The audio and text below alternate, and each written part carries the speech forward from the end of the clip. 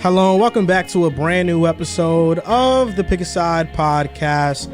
My name is Joel Moran and I'm here with River Brown, Andrew Velez, Joe Dehls. I messed up. We're here with John Tortorelli. I'm so used to Andrew being on the show, but as you guys know, I think Andrew mentioned in the last pod that today is his 9-year anniversary with his girlfriend, Alexandra. Shout out to Mr. Drew. That's why he's missing today's episode. And John is filling in. How you doing, John? I'm doing great. I'm thrilled to be here. Thank you for the introduction. And we got a lot of good stuff to talk about. Your Jets in the news today, eh? Not the best news. Not exactly playoff news, unfortunately. What you're hoping for at first. We're due for the playoffs. I'll leave it at that. What was the news? I missed it. I'm a little high. We'll talk about it in this week in the NBA. Don't you worry. The news was that I guess we'll talk about it now. that the Jets are a bad organization. Oh, that one. That's the summary of it. You only got yourself water? I You don't thought think you would that's a have little got crazy? Riv, What you you got haven't there? asked me for water in a I didn't. while. What Duncan? I didn't. You had Duncan. I did, but I just thought like that was common courtesy. You have hot chocolate. It's gone, actually. Is that a large hot chocolate? Extra large. You put sugar. You put extra sugar in it. Just like two or three. Oh my, 2 or 3. So It's dropped. 4. No, two or three. Okay. Yeah, it dropped. John, would you mind giving a height check to the audience? An Because extra large hot chocolate is crazy. Want me to go? Yeah, Yeah, it's, check? surprised they have it. there's a comment here that says, "How tall is John? He looks 6'8" sitting there." I You do wish look- I was 6'8", but it's just the angle of which, because Dehls is like 7 inches taller. I'm than also me. bent over Yeah, pose. Dehls is 6'6", and I'm nowhere close to Oh. 6'8", so 6'5". You Give or do take look a couple tall. inches. I feel like John's posture is really He good. does have good posture. Appreciate that. Yeah. You're a Maximizing handsome what guy. God gave you. Yeah, no, I feel Is it forced? Like you always sit up straight and you just never let go, or is it, at this point it's a habit? I guess it's a habit. Yeah. No, because when I work a good from home, habit. I'm always standing, so like my posture is never slouched ever. Do you have a standing desk? Yeah, I do. Yeah, but it's makeshift though. I don't know so, if you noticed, but I'm trying it out right now. Yeah, I'm trying it too. something I've used the last 3 Wait, years. standing straight up? Yeah. Just standing better posture. straight up. I can't fucking do it. Just put your shoulders back and up. It's too uncomfortable.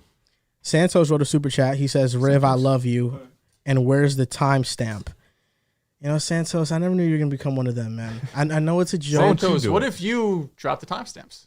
And stop talking to That me. honestly would be the Imagine- best yo. thing ever. Imagine. And stop talking to me, Santos. That would also help. That'd be That's crazy. crazy. You're mad at Santos right Yes. now? I'm very mad at Santos. Well, envy. How come? You feel like he turned on you? He did turn on me. It's not Warranted or feeling. no? Partially. I feel like him just randomly dissing me in the middle of days is crazy. You think at this point it's turned into, at first it was accountability and now it's bullying you? Definitely bullying. He definitely bullies me because he doesn't even at me in what he does anymore. It's just kind of like I can feel that as well. Santos, you gotta be better, man. Be nicer to Riv. Be nicer to Riv. He's been coming to his work. He's been coming to his job. He's been doing his thing. that's what I'm saying, man. Yes, and I love when you're here too. It makes me feel much better. I like debating with you. You do.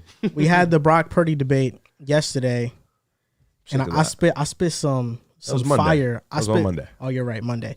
I spit some fire to Dehls before the podcast. He was talking. I ain't gonna give you You have to guys tune what into I the said. Joel Moran show for that. Yeah, you do. But it's some real stuff, man. I wish I could share with About Brock Persky? you. Yeah. But if I share with you, it's going to turn into like 20, 30 minutes, and I don't feel like It's, doing that. don't tell me. I'd rather just wait till the Super Bowl when he wins. So we have some big news. You guys probably see all of us wearing some pick a side hoodies. I was about to say pick a high hoodies.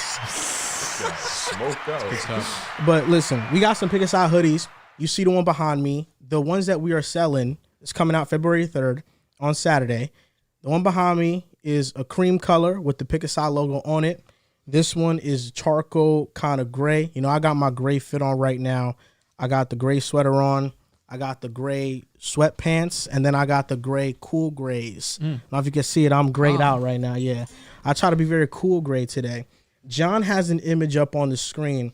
What that image is a pop-up that is on our website. If you want to be a part of the mailing list for our merch drop, go to our website, pickasidepodcast.com. A pop-up will pop up, and it's going to ask you to enter your email. You enter your email, put in your information, and then you sign up. It's as simple as that. Saturday, 1 p.m. If you want early access, then you have to join the Patreon, and the Patreon is only $1.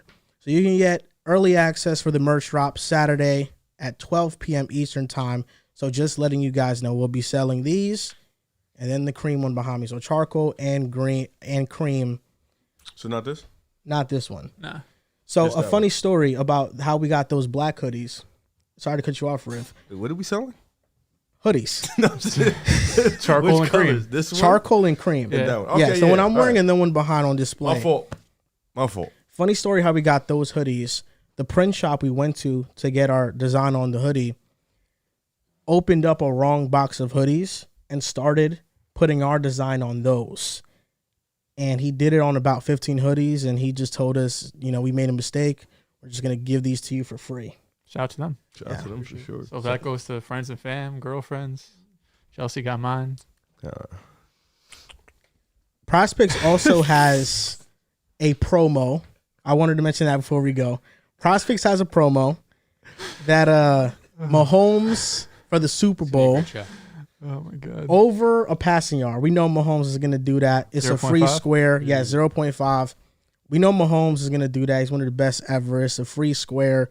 Might as well use it. Go to PrizePicks, download the app. It's available in 30 plus states. Use code PAS for a 100% deposit match up to $100. I feel like we got a jam-packed show today. Do.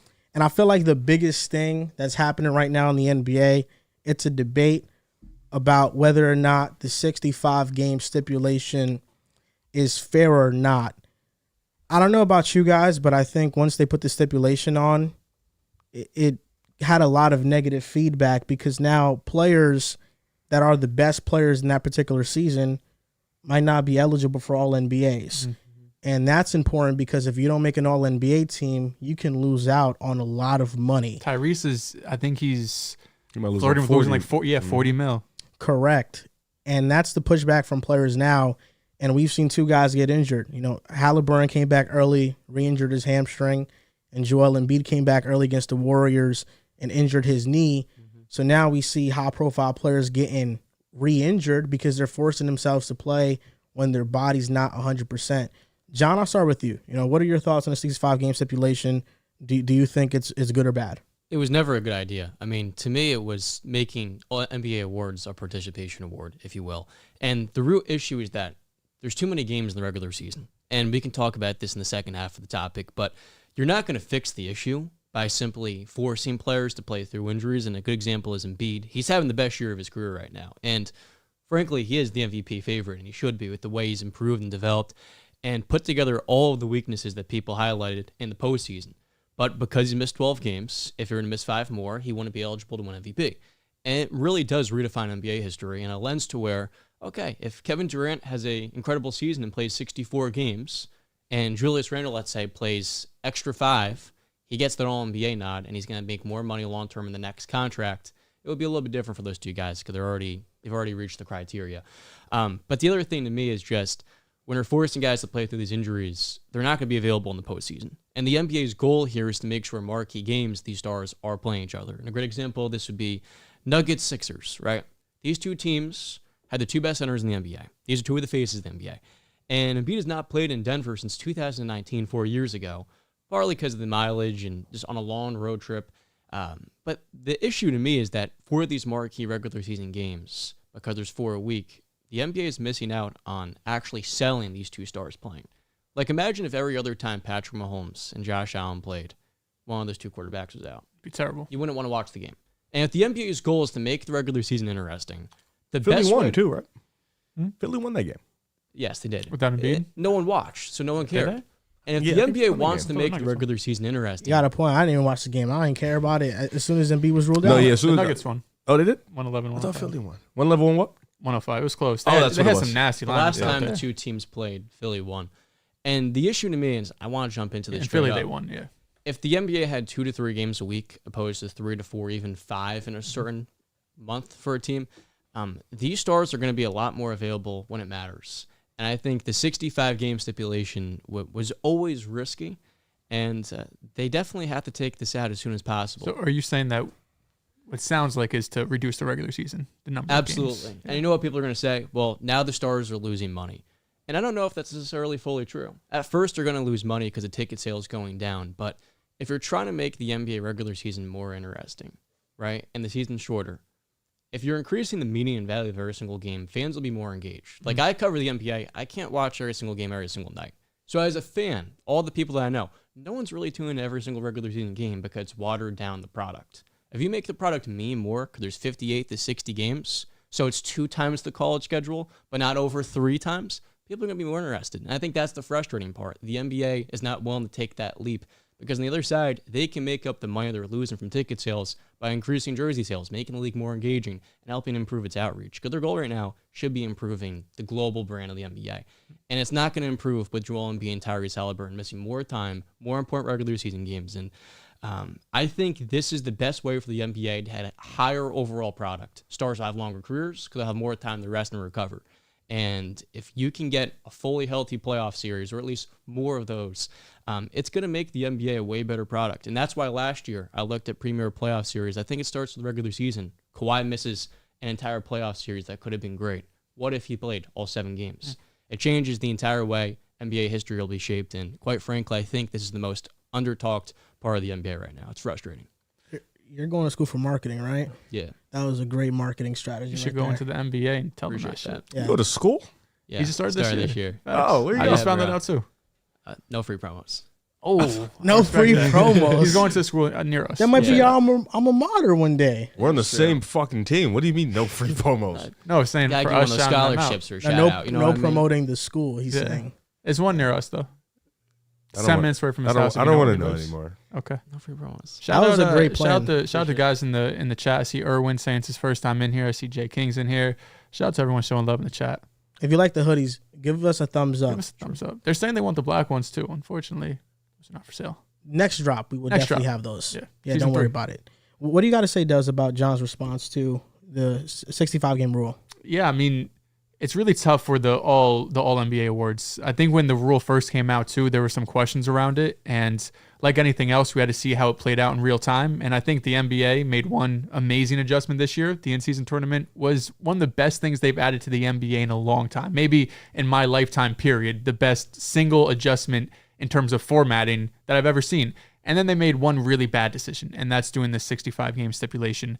I do think for MVP, DPOY, the awards, there can be a minimum and there should be a minimum, but I think 65 games is a bit too strict. Playing 65 games is a large portion of the season, and something more reasonable like 50 or 55 games feels fair if you look throughout NBA history.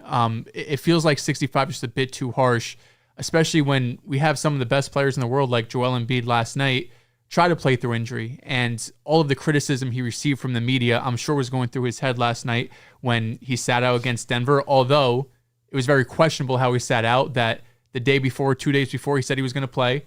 Up until 15 minutes before game time, he was fine on the injury report. Then all of a sudden, he gets ruled out. I think that's why people were upset with that.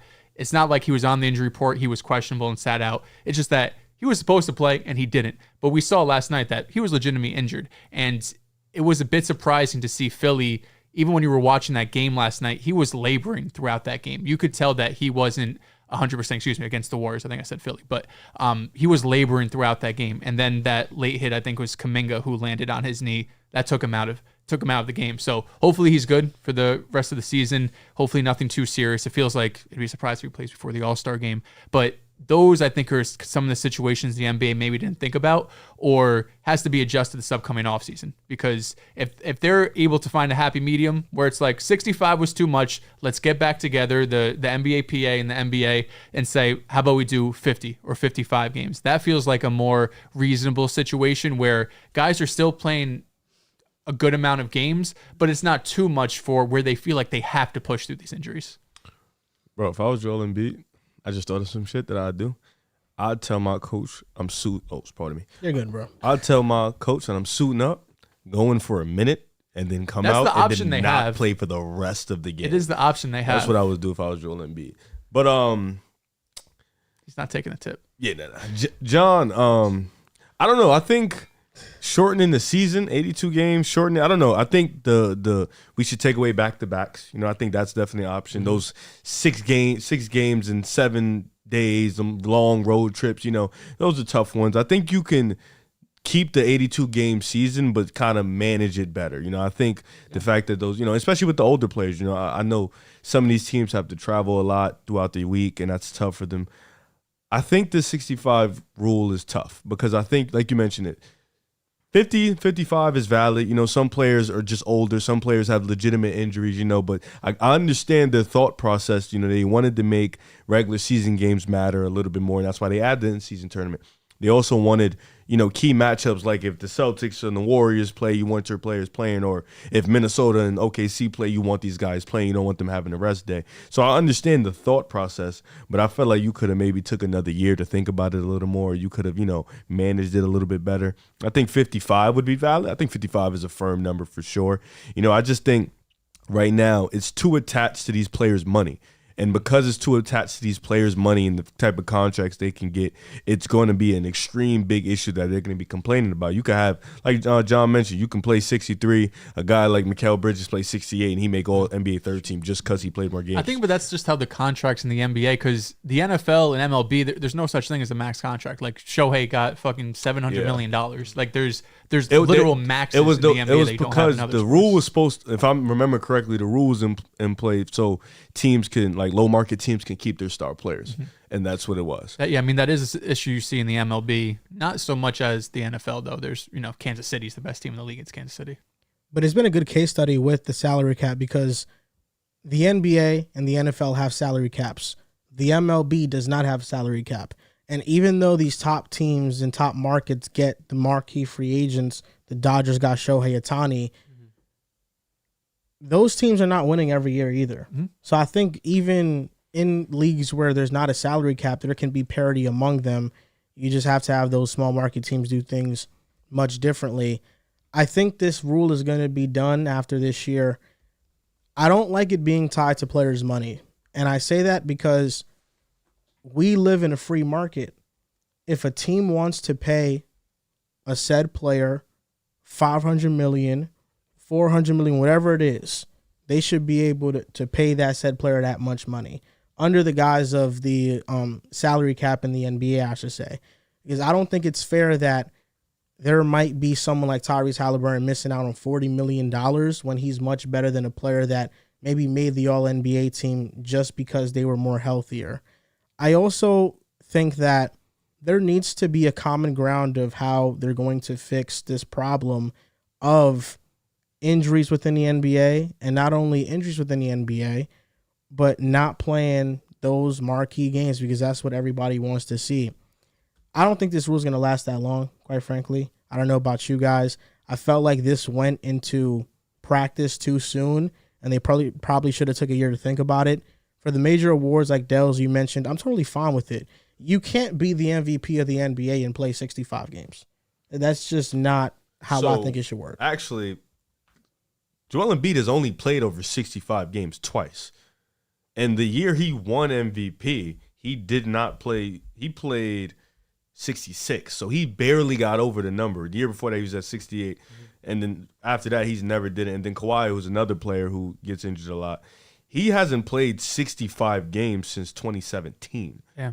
He's on pace this year, knock on wood. Yeah, this year, praise the Lord if he does it. But so that's tough. And if we're being honest, Embiid was not the MVP last year. It was Jokic. Yeah. Well, narratives got into that. Yeah. Jokic didn't win MVP because of his playoff resume before that. But Jokic should have 100% won MVP. He was better than Embiid last year. Mm-hmm. This year, Embiid's been better. I can't say nothing about Embiid. Embiid's been the MVP. And that's why Embiid should win this year. I don't think we should But hold he it won't because of the narrative. Yeah. And also the 65 games. Yes. And I think Shea should be a dark horse MVP. We'll get to that later. But you are right. Joel Embiid this year has been the best center and best MVP candidate. And so he should be able to win, even if he hasn't proven it in the postseason, the way we've held against him. I don't know. It's tough because I think, you can't, at the end of the day, you can't control if a player gets hurt or not. A player could just be an injury-prone player. A player could just have a situation where somebody falls on their ankle or something like that. So it's really hard to definitively stop that, with all the medical advances we do have. We try to make the best of it. But I do think, maybe if we're not going to go away from this rule of 65 games, definitely start figuring out these road trips, these 7 games in 8 days or whatever it is, try to make the schedule a little bit more easing on the body, so we can try to limit these problems as much as we can. The NBA doesn't help either. There's been so many national TV games where you have one team coming off a back-to-back and another team has like 2 or 3 days rest. Feels like they don't care. like at least if it's your product, you should think about this. If everyone else wants to see their stars, I see Justin in our comments. I wonder if he's an old head. He's like, back in the day, guys used to flat coach and play 3 nights in a row. I don't know about coach, but he's probably right. That's not good.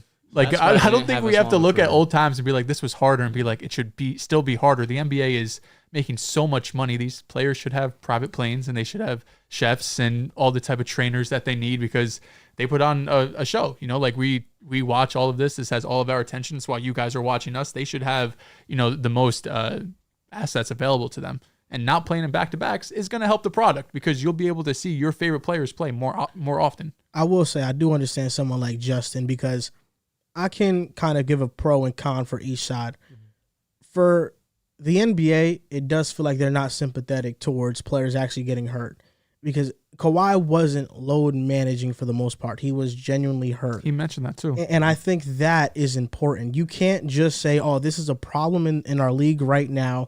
We have to now make a minimum for these players to reach certain money incentives and awards. I think that was just for a league that's been very progressive in other areas. It's kind of been a backwards turn for them, for the NBA to go to.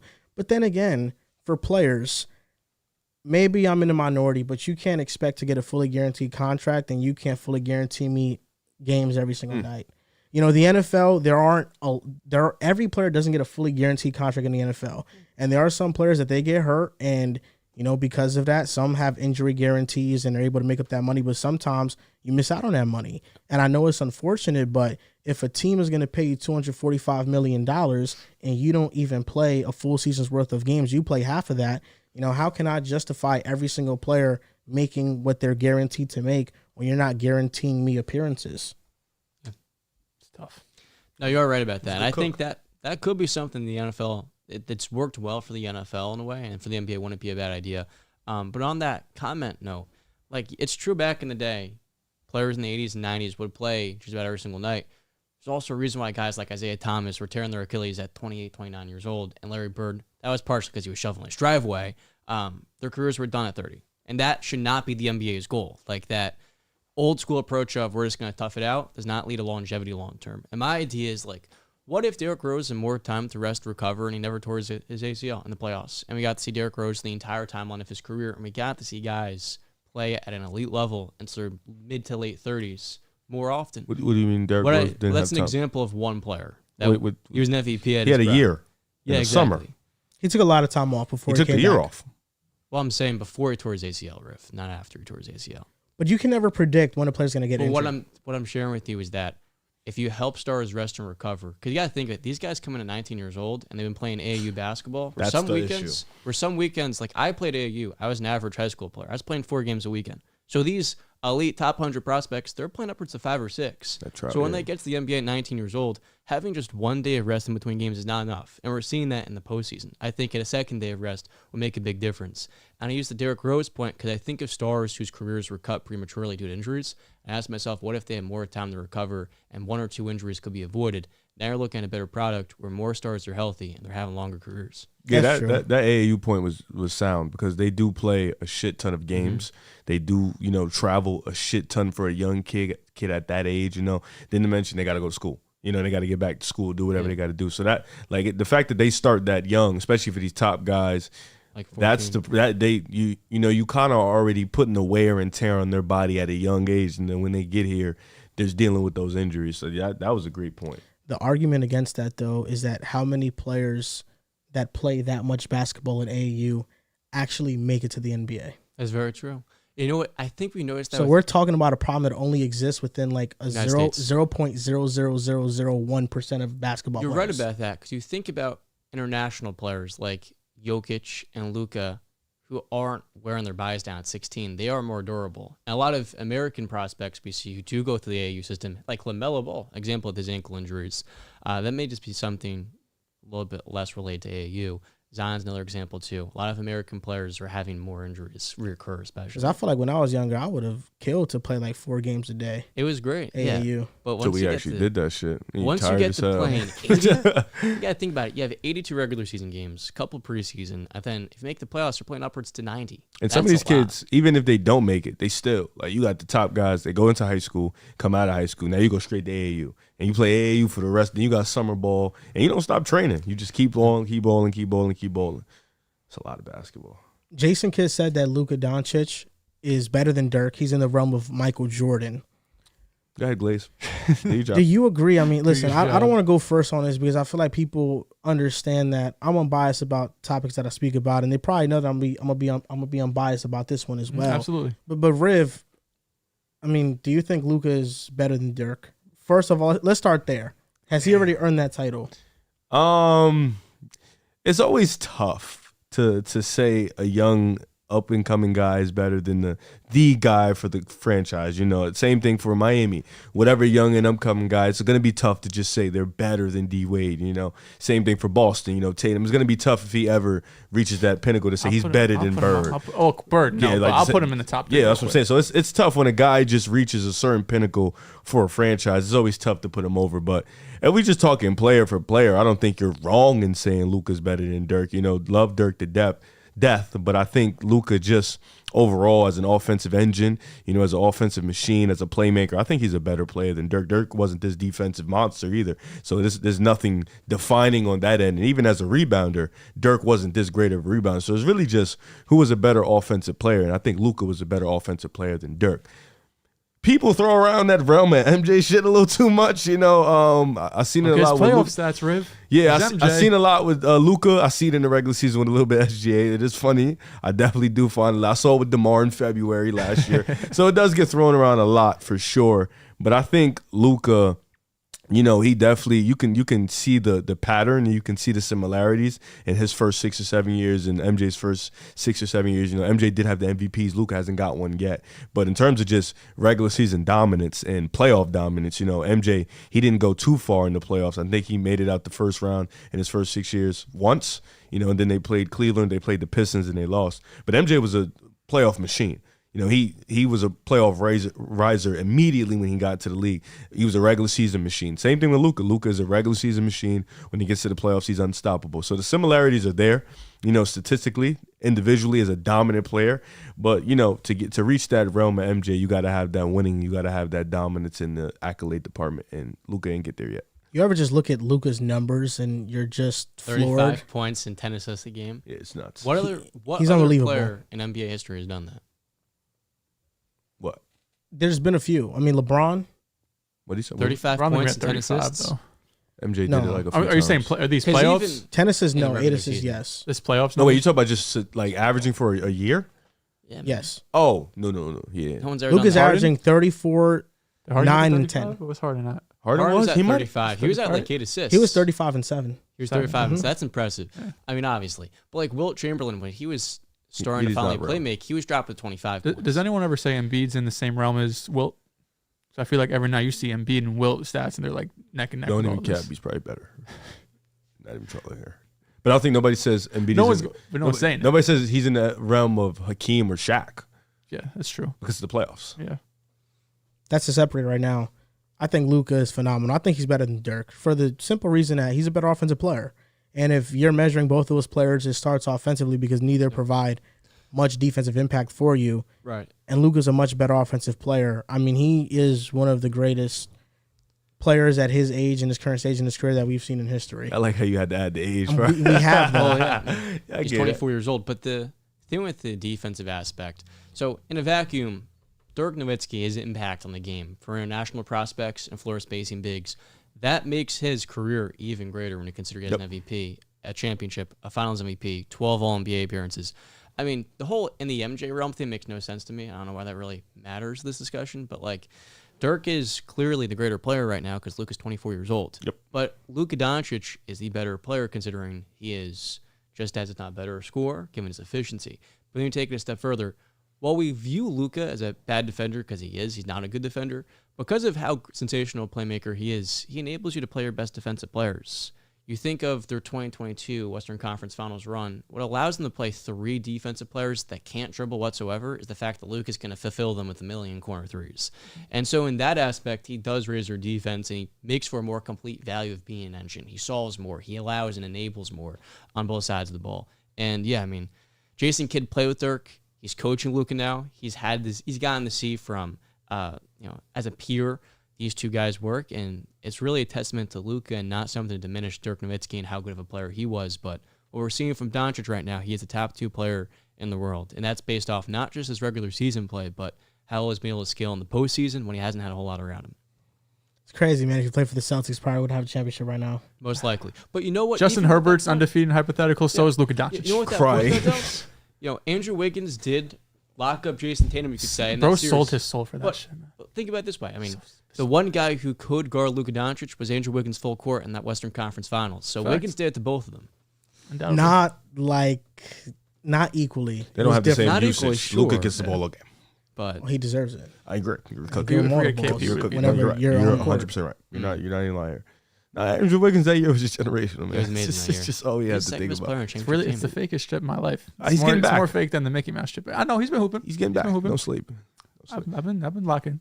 Luka, you said the Justin Herbert shit, and it's really hilarious because Luka definitely has some hypotheticals that are a little bit nuts for sure. But He's also done things. he's done some things, some cool things. Herbert hasn't won a playoff game. yeah, Tatum's been pretty damn good in the playoffs too, outside the finals. For sure. Yeah, he hasn't been Luka levels of good, but he's been. No, Luka That was the reasons we were losing. But yeah, Dirk is clearly greater than Luka. I don't think nobody's disputing that. I think Kid is saying just player for player, Luka's a better player. Like I said, Dirk, he's when it comes to being like a part of Dallas and just where he is in history, like you mentioned, based on the overseas and what he's done for national players, his impact on the game, he's going to be at the highest of highs. He's going to be number 1 for Dallas all the time. But, player for player, I think Luka pretty much clears probably 80% of NBA history, if we're being completely honest. He's not wrong. I mean, What's the pathway for the Mavericks to win a championship this year? Is there any pathway? Giggles and luck. Said giggles. What do you think? Trading for Bruce Brown and PJ Washington. Oh, you're dead ass about that. Yeah, I thought he was kidding. You said on BR, you said dark horse. For sure, dark horse I think is fine because you got Luka and you got Kyrie as a number 2 and some role players around them. But if they get PJ Washington and Bruce Brown, 34% from the 3. Does that mean they're going to beat the Nuggets or OKC or the Clippers or even the Timberwolves? Let's look at this advanced number. I don't know. You can count on that 34% going to like 36% with Luka. Why hasn't that happened with Grant? He got his bag, man. I don't know what that means. Got his bag, so he said, you know what, I'm not going to try anymore. He's shooting 38% from 3 this year. Who? Grant. Grant was also a bad heater. Okay. Like He's back. He's averaging a solid 8 points for them. How many attempts has he taken? 5 threes probably. Damian Delgado sent a super chat. Dirk is greater. Luka is better at the moment. Mm-hmm. Okay, Grant's been getting back. My apologies, Grant. Luka would need a championship to surpass Dirk all time, which he can easily get, of course. But imagine if Luka Doncic I'll be honest, he's better than Dirk. had to. It depends on how he does legacy. it. It depends on how he does it.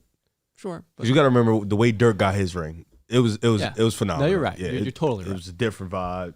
Imagine if Luka Doncic had 2 NBA championships right now. What do you mean? What are you saying? Here we go with the That makes no hypotheticals. sense. That's like what Patrick Mahomes is doing right now.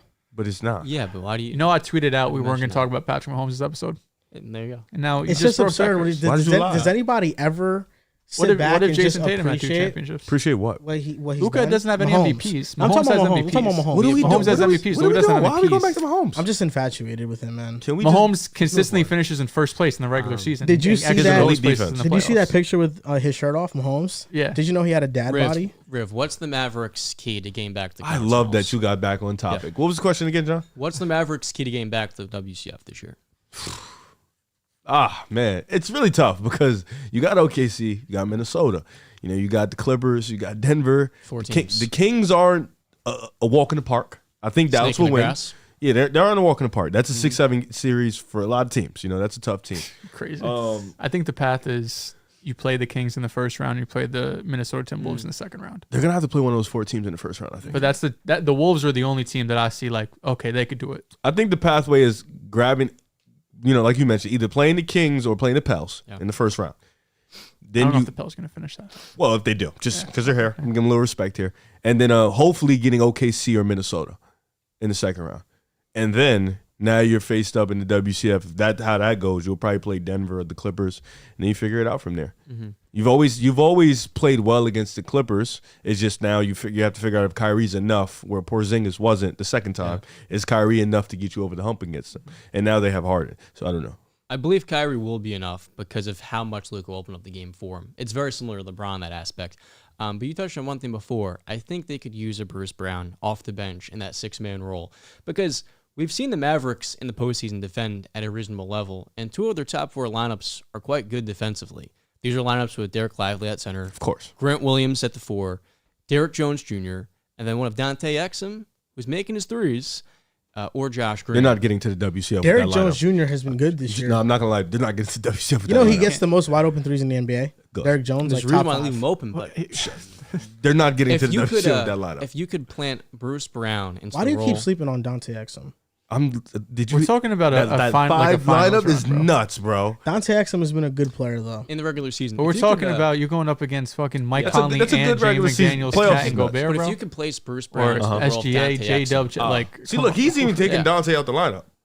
I like him off the bench. I don't trust him It's in fine. a It's fine. closing lineup. But can you But at in least give him his closing lineup, respect? He's a that good he's player. Dante, how's that playing- He might not be top well 150. for 35 games. Top 150 is disrespectful. It's not. There's a lot of He good might be players top in the league. 100 right now. I know No, it's he's definitely not top While 100. you're smoking some.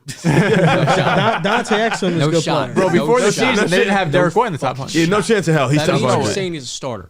No. But what playing I'm like getting one. at is that if you place Bruce Brown into that role in a closing lineup, Bruce Brown, Kyrie, Luka, Derek Lively, and Grant Williams, I strongly believe they could go. That's that small, fast. though. Yeah. That's really small. It is very small. It's small. But It I like is. it. But That's Bruce the team that Brown could get to plays the bigger second than round. he is. That's the team for sure. Sound like a hater. Bruce but Brown okay. plays bigger than he is. That was it. All right, so let's play this little hypothetical. Let's have a little fun. We're already playing hypotheticals with Luka. We do it all the time. Let's do it with Dallas, right? That lineup against a lineup of Harden, Paul George, Kawhi, Terrence Mann, Zubac. It's small. It's really small. They're getting cooked. They are. Keep it a step. Luka's also They cooking. said Nobody's that guarding shit in him. 2020, and they said that in 2021. They did take him 7. I respect Kawhi that cooked from though. Luka. He did indeed cook. He did. So Yeah. but they're better. This is the thing. This is this like, Clippers team is better than way better than both those teams. Like by far. Do you trust this Clippers team more? Yes, Yeah. Undoubtedly. I do.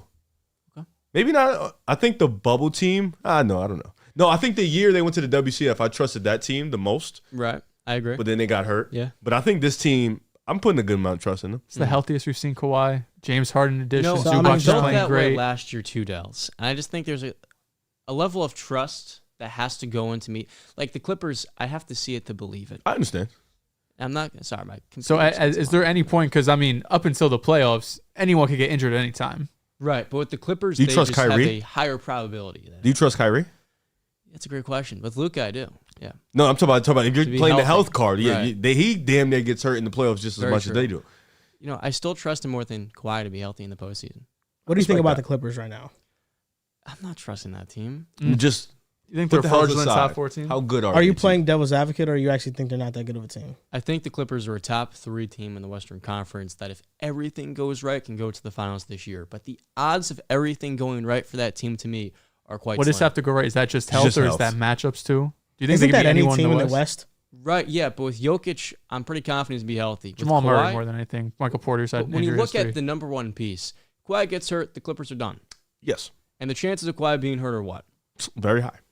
the highest out of any star To be in the fair, West. though, Like John, 35%. John, to be fair, 40%? he's been really healthy this year. He and has, he hasn't but been in a Healthy couple this years. year in a while. He was last year to a degree in the second half as well, and I felt that same exact way. Not he was like coming this. off an injury, though. Exactly. He's as Again, healthy this as season coming off he an was injury hurt. last year. He came into the season healthy, which hasn't been the case. He said that. God It's the knows how first time long. he's coming to the season healthy in a long time. You think the Wasn't Clippers he recovering this offseason from a torn meniscus in June? So I wonder how much he has been playing just Hold about up, every single John? game. You think the Clippers are a top 2 team in the West right now? Top 3. Who's better than them? The reason I say top 3 is because I trust the Thunder a lot. You trust a team that hasn't been to the playoffs as a core yet? What have the Clippers done in the playoffs? Well, With Kawhi's a WCF, play- please. what has Kawhi done? Well, at least you can single That out year players on the was Clippers. really A couple- isolated. What? I view that as the most fraudulent year. Wait, Is that I a Hawks don't run? understand what you just said. It's the Suns run. Pseudo The team he likes. Pseudo Hawks. Yeah. Suns run. Pseudo Suns, pseudo Hawks. Wait, can we get back to this? I don't Yeah. understand. I Okay, don't understand all what right. you said because you said you trust the OKC Thunder as a whole more, but what have they done? They haven't done nothing as a team experience-wise, and they don't have any individual players that have been there either. Chet hasn't been there. SGA hasn't been there as a superstar. Jalen Williams hasn't been there. Josh Giddey hasn't been there. Lou Dort's been there once, and he was solid. Yeah. Isaiah Shea's Joe been there hasn't twice, been there. if you're Yeah, gonna but say Shea Tor's hasn't been there as a The reason superstar. why you can project that this Thunder team that they're really well prepared for the postseason. I mean, for sure, you can project that, but the Clippers at least, one, most of the team that they have now has been to the conference finals. Yeah. And then you have a player like Kawhi Leonard who has won 2 championships. When I say We trust, got James Harden. when I say trust, And James Harden The also Thunder has done more more. than anything anybody on OKC And has done in the Zubac. playoffs. Career. when I say trust the Thunder more, He's the last Joel, person I would talk about. when it I comes mean, to sure, playoffs. but still, even with his underwhelming choke understand. jobs, he's done but, more. But experience isn't trust- everything. I my- think that's what's important. Experience isn't everything. It's important. Health like matters more than Hilarious experience. coming from a Boston fan. So right Health now, what costs matters you the more finals. than experience. If That's they- true. Experience. That's what cost you the Griff, finals. well, Jason Tatum didn't play you well. too. What matters Was that because more? of experience Wait, or because he was getting locked this up? is a you guys thing. This isn't a me thing. Okay, Yeah. Joel, what matters more, health or experience? health. Okay, that's what I want to know. But what That if is the why I Clippers are trust the healthy? Thunder more. You think so? If What if the Clippers are healthy? yes, this they're every healthy year. right now. They're Well, healthy that's right We're playing now. hypotheticals. Why we can't play one? What if the Clippers are healthy? Is this they This is just gonna won't your be fifth healthy? year being fooled by this shit. Damn. Bro, John, That's half a enough. decade. Enough. No. That's half a They decade. choked, so it can't be fifth. It's like fourth. They're healthy right now. Choked in the bowl. They've been healthy yeah. all John, year. can we have some positivity here? I'm being real with you. I did this shit with Zion coming into the year too, and That's I a little tried different. to manifest it. That's a little It's different. So really what the you're same banking thing the on last is 5 years. So what you're banking on is Really played injury, one not good performance. season. too. You're banking on injury, not performance. I'm being real with you. I've got to see this Clippers team. So what if you be being healthy real with me for a run. results in them actually being healthy in the playoffs and what you've been saying that's And real even actually isn't if real at they all? are healthy. You're making an assumption. It's not real. It's an assumption. No, this is based off. Even if facts they are last 3 healthy, years. what, John? Because I feel like you're about to say something disrespectful. I still have to see James Harden and Paul George off the ball primarily in that environment where they've struggled at times. We've in seen key it moments. already this year. They've been okay. awesome. I One of the thought best PG teams in the put league. that to bed, Yeah, man. we Harden see would that in talk. the regular season. He said off ball. PG was on ball. We see this Okay. in the postseason, a little bit inconsistent. If OKC and the Clippers are healthy, you're picking the Thunder to beat them in a series. No, if the Clippers are healthy, I would take them to beat the Thunder. What are we doing? That's what we were trying what to are get we at. doing? But I think there's a 50% chance that team's not healthy. So you Maybe think it's greater OKC than is 50. just better than the Clippers right now off of health? No, he trusts us. The No more. possibility of being Off of the trust that they'll be healthy. I'm projecting they're gonna have a better and more pretty time. in But the if you're postseason. actually ranking the teams right now and who's a better team, the Clippers are a better team. sure, but that shit don't matter with the Clippers. We're focused on what they're actually doing in the postseason. I don't. I think you kind of. I think you're overrating the Thunder though. No one cares about where they rank in January when they got Kawhi and Paul George. It was okay. They win a championship. To be fair, have they ever been Okay, the I top got 3 it. seed? What's in the Kawhi Paul Clippers George? Thunder series going? Because you're Top making it 4 seem for like sure. the Clippers are getting this Yeah, done in 5 or 24. 6. Like this is going to be a dogfight series. The Thunder could agree. win that Oh, series. for sure. I agree it'd be 7 But games. Kawhi gonna come out on top in that. Yeah. I'll be honest. If Kawhi's healthy, I don't think the OKC can win that series. No chance. I hate when you gotta say no chance. I'm But, pretty comfortable the Clippers Yeah, will beat them. I'm like really Do confident. you feel that more they're- comfortable with that or Dallas making a WCF run? Wait, what's the Clippers question? beating the Thunder.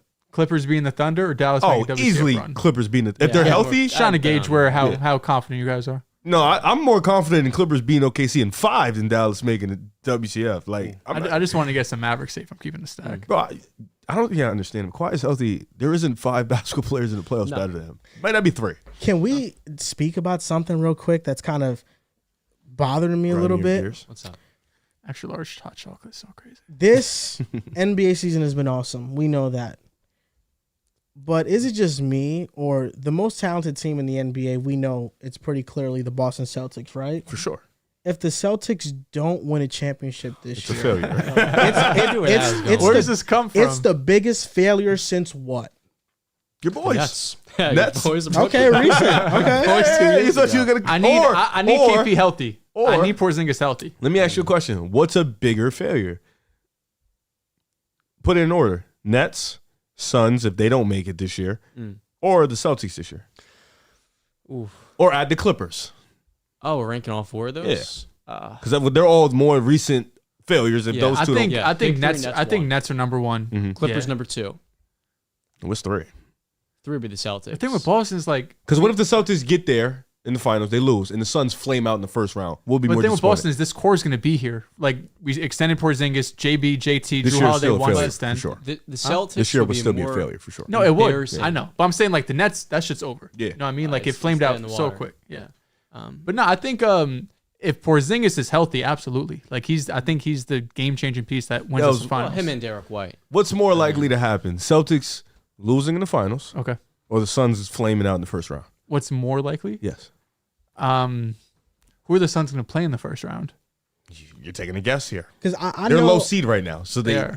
based off right now they would So play a they- top 4 seed. Yeah, that's tough. Right I now, know they're that I hate on the slated by the Celtics. Thunder. There's no 100%. doubt I hate on the Celtics. No, never mind. But I'm familiar Unbiased. With it. I hate You are. on them. The reason why I hate on them, because I'm about to say something unbiased right now. Just how about you relax? I'm the most unbiased innocent in the world. The reason why I hate on them As he's being biased. is because I know that they are the best team in the NBA right now. That's valid. I know that they should be the favorite to win the NBA championship this season. And if they don't win an NBA championship, that is the biggest failure of the year. More than the Suns, 1,000%. more than the Porzingis needs to Clippers. stay healthy. Porzingis is hurt. And the reason I say that is because the Celtics, albeit young, and you have your roster on lock for multiple years I now, think like 2 more. you have been to the conference finals. You have been to the finals. The goal is always getting to the finals. This is the most stacked team in the league. Absolutely. It is. An incredible starting lineup. Shout out to Brad Stevens. How much? mean, how much help Tatum really We needed? saw Man? him in Las Vegas. It's a shame we didn't get a flick with him. He's got the best fifth starter in Derrick White. He's got one of the best fourth starters in Drew Holiday. He's got one of the most versatile number 3s. And then you've got 2 All-NBA wings.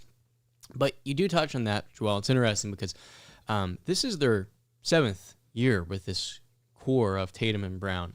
And early on, they were not ready to take on LeBron 2018 by himself. This is their time. Like, there's no waiting until next year. It's either now or never. I agree. And so because if your window is open now and we have to keep prolonging the championship until next year, there's going to come a point where the younger teams like Oklahoma City, they may already get to the finals at that same exact point, and they may even surpass you. So for the Celtics, it would be number 3 on that list of, the most disappointing super teams. I'm now sound like jerk because they're not super teams. But it would be the most disappointing, more disappointing than that Suns team because all these guys are in the middle of their primes. And so there's a level of expectation that comes with this team being so well built. And in the regular season, we think they're far and away the best. I really just believe the only thing that stands in Boston's way, as Dehls is alluding to, is Kristaps Porzingis going down. Because when he's on the floor, this becomes a team that you really can't find a weakness. Off the bench even, too, they have 1 or 2 guys, and that's all they're going to need in the postseason if Porzingis is able to play 30 minutes every night. So they're your pick to win the NBA championship this No, year. they're not. Bro tried to get you. Denver? I don't have a pick at this moment. I don't have a pick either. It's wide open. And Dehls, I haven't that's why picked to come out the telling East, you, though. It's this Boston. is now or never.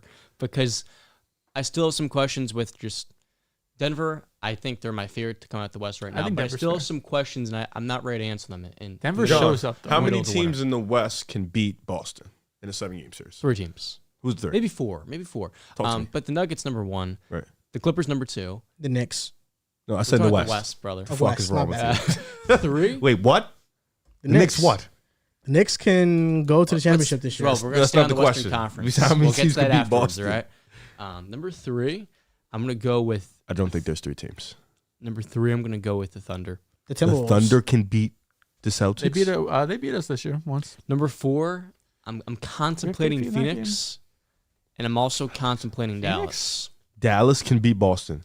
If John, Dallas can we have can, an we'll- intellectual conversation about the NBA? Yeah, what's up? Fuck, are we talking about Dallas, bro? Yeah, that was Beating nuts. the Celtics? Venus, I think they're going to make one extra move at the deadline. you can't guess. and- Bro said, you know what? I Luka? actually think they're getting Kyle Kuzma, and that'll be the guy. no, that's not what I'm saying. But You saw what I have Jaylen more Brown out- did to Luka when we played? All right, here we go. in the regular season, Relax. He Dehls. scored 5 points on him. Yes. I have more faith in Luka Doncic and Kyrie than Jason Tatum. and But it's Joel. not just them two though. They have like a No, you're totally right. But if Porzingis their were first to- 8 is if crazy. Porzingis were to not be 100%, which is a very big possibility, I would say the Mavericks. Everything Kyrie you gonna- say is about Kyrie gonna health. be? Why is that? Is Kyrie gonna be 100%? I trust Kyrie to be more healthy than Porzingis, but I think the Mavericks could beat the generational episode Celtics. from Yeah, John. I think they could. What are the odds the Knicks can make the finals? brother man. I think Let's stay the on Knicks. topic at I think the time. Knicks are the second best team in the East. Ooh. I'm with you. They're top 3 to me. Top 3, maybe top. I I don't like know. Philly. We got to start talking about the Knicks as a serious threat. You got to stop talking about them. That's what I'm doing right now. That's why I mentioned it. You need Julius Randle to be all NBA Julius Randle. You can't see, John. This is where you're losing me, because you said they're a top 3 team in the East, and I'm sure you're saying that because they've been great with OG as a defensive team. Mitch is possibly might come back, which will make them. But Hartenstein's been better. Hartenstein's been hooping, and then Randle's been hooping.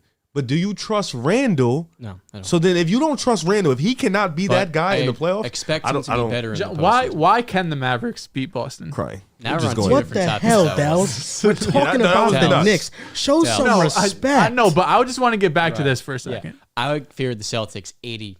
Like, if they played 10 times, Celtics win 8 times out of 10. I was picking the 1 out of the 10. Okay. No, 2 times out of 10. So the Celtics have an 80% chance to win. I'll take that. That's fine. Yeah. Jesus Christ. You asked me how many teams you think could beat the Celtics. You said 4 in the West. I said 3, but I have 2 teams I'm considering in the Mavericks. When I say you think you have a chance, I'm thinking they have like around 50, I have 50, 2. 40% chance. I have 2. And one of them, I think it's 70-30. If they can beat you 2 or 3 times out of 10, Clippers? I'm going to include them. This is what I'm saying. I'm saying that Julius Randle, this time in the playoffs, is going to be big time. Maybe. It's 3rd time's the charm. He's been bad for the first 2. Julius Randle is a guy in the regular season. Sometimes you watch him, you say, wow, he's one of the better players in the league. He's that good. It's a high bar. You watch Julius Randle play. Try to be careful about that. He's better players in the league. Sometimes you say, wow, Julius Randle is really one of them ones. If he translates to the playoffs with Jalen Brunson playing at a high level, with Dante DiVincenzo, Josh Hart, OG Anunoby, Hartenstein, if we get Mitch back, if we get one player in the trade deadline that can fulfill that 6-man role, the Knicks can go to the conference finals, but they could go to the NBA finals, because I don't trust Joe Mazzulla. I mean, you talking about the Knicks and the Celtics in the series. I don't know. That's tough, because OG's gonna lock down one of Jaylen Brown and Jason Tatum. Yeah. He's gonna lock one of them down. For a quarter. Definitely can for a quarter. You know who's gonna do that? Always gets his shit off, bro. And at this point, Drew Holiday cannot guard Jalen Brunson. 1-on-1, Jalen Brunson. We got Derrick White there too. Oh, you do it. It don't matter anyway. You want to go into the paint? We got Jalen Brunson will drop 30. He just dropped 31 on the Heat in the playoffs. I have no doubt in my mind. Jalen Brunson is going to get 30 every night. Yeah, I'm expecting that. I just can't have Josh Hart or Dante DiVincenzo shooting, like 4 for 8. Right. Can't have that. Hey, Dante. Can Jalen Brunson be the best player in the series that features Jason Tatum? He shouldn't be. Is that Last year he was with Jimmy possibility? Butler in the postseason. Won't even cap. He can be, and you'd still lose. He's not wrong. But he shouldn't be. Well, we're gonna have serious conversations about Tatum. Tatum just needs. Sometimes I feel like he forgets he's like 6'9". Because bro, every once in a while he'll have a quarter like last night. Right. Second quarter I think he was 9 for 10 in the second quarter, or 9 for 10 going into halftime. He did not miss one shot in the second quarter. He was just getting downhill. We were playing the Pacers, not the best defensive team. If Randle shows up, this is a different Knicks team in the playoffs. But for sure. I find this very, very interesting. The idea of Julius Randle playing well in the postseason, because the Knicks have more floor spacing. And that's a big start with OG and Dante in the corner shooting the cover off the ball, especially OG. But the unique thing that matters is that why is Julius Randle stinking up every time in the postseason? He doesn't play that physical. He sells really tough mid-range looks. He's taking 7 threes. He's making 33% of them. Bad matchups, too. He's really not actually attacking. Al Horford's got his ass on lock. Al Horford locks up a lot of these guys. Damn. But Randle this year is playing more physical, getting downhill into the paint, taking more short mid-range floaters, kind of replacing his three-point volume with them. And because he's driving and attacking more, getting to the foul line 7 times, you can make the case he's going to be less predictable to defend. And last year, what made Evan Mobley and Bam Adebayo's lives easier defending him was that they knew his tendency, going to a pull-up mid-range look, because they saw it the entire regular season. But this year, if Randle's healthy, because we still haven't gotten the timetable of when he's going to come back or whether or not he needs surgery. He could need surgery tomorrow morning, and then the Knicks are not going to be going to the finals this year. But if he is back in a couple of weeks and doesn't have to get surgery, there is a chance he plays well this postseason because he's actually going to play aggressive and downhill. And given the amount of floor spacing to open up the floor, he's not going to be getting as many double teams. The one thing, though, Drew, that bothers me, and this is why I'm lower on Randle, is how much of the emotional roller coaster he rides all the time. That to me drives me crazy. When he gets down, he gets down. Have you seen our net rating without Julius Randle? I have not. What's it look like? It's great. I think we can still make the finals without him too. Holy shit! You have Bro, one creator. enough. You have one creator. Enough. What are you talking about? That's gonna be tough, bro. Enough. That's gonna be like and that net rating has quickly on the floor. the path is that net Julius rating has Randle quickly on the plays like an All NBA player in the playoffs. Dante That's the path. DiVincenzo just Dog. put up 20. But you need another guy in the playoffs. He just did. had 30. Hold up, a role player dropped 20 in January. They could go to the finals. He just had 30. They're not beating the Bucks without Randall. Now I'm saying, like, our offense and our team does kind of get unlocked when Julius Randle doesn't play. That's all It's I'm the regular saying. season. We can make the conference finals even without Randle. It's the regular season. We can give you guys fits on defense, bro. No, yeah, that's the one thing that scares me. You should be scared. We need Randle, though. Yeah, We do. thank you. You don't Yes. have another creator besides Brunson. So if Randall's out of the lineup, you have nobody else to go to. That's gonna be easy to pick apart. Good luck. OG got to step up. He's gonna play But like I 48 was minutes. saying OG before, could shoot well and he could drive, but like he's not a he creator. can't really drive. Shit's You don't nasty. Want, you don't want Can't making dribble. decisions. I'll be honest. He's a 3-and-D player. He's maybe one of the best 3-and-D players you'll ever see, but just that. He's been getting downhill a little bit with New York. I see some slams, some dunks, some posterizers. Lot of As cutting. long as he doesn't have to make Yeah. a three. He's gutter. As long as you don't got to put this shit down and One dribble. get into the mold. Exactly. I know it sounds crazy, but I have seen. Maybe not off the bound, you know what I mean? Not like tween, none of that. No. I know it sounds crazy, but I have seen the Knicks play without Randle a lot, and I have seen the Knicks play without Randle in the playoffs for stretches, and we still look like a great team. Great is a strong word. Great. You No, could be, great. you Yeah, could we be- still look like a You great could be a team. great team in the regular season. Doesn't mean you can go to the finals. No, I'm being serious with you. I'm though. happy for you because this is the first time you've really been pushing some Knicks shit. I it's haven't great. heard I some love Knicks it. shit in a minute. I love it. I'm happy. Minutes This being is, nice. It's been a long time. I feel like maybe not that's all great. year. Keep it stacked. We haven't gotten this since 2022. You haven't gotten this version. You're right. You haven't. You We really need haven't. more of this. But 2022. It was That's such why a I big wanna see letdown them. for me that year, man. Kemba was a You know, difference. the Knicks Top make the seed. finals. That'd be cool. that's what I want to see him make a move at the deadline. I'm talking about the ECF. Yeah, I like it. Sure. I like really it. think they're the second best team if they're healthy. I like Philly, man. I really So who do you like for the Knicks at the deadline? One player I've been vocal about is Bones Highland because he's not going to cost you a first-round pick.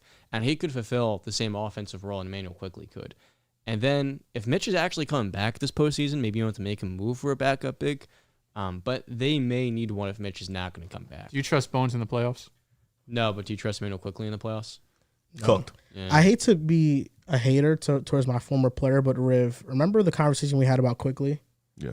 He's averaging 17-6 in Toronto. Not great. I think we were on the same page. No, we were. That's what I'm Talk- saying. yeah, I'm talk to just saying. Dehls. Yeah, I don't think that's He's what been I'm hurt saying. I a don't couple think- games, right? He didn't play a couple games. I like Quickly, but I think that people overrated him once he got traded from the Knicks. You know what it is? It's because of Tyrese Maxey.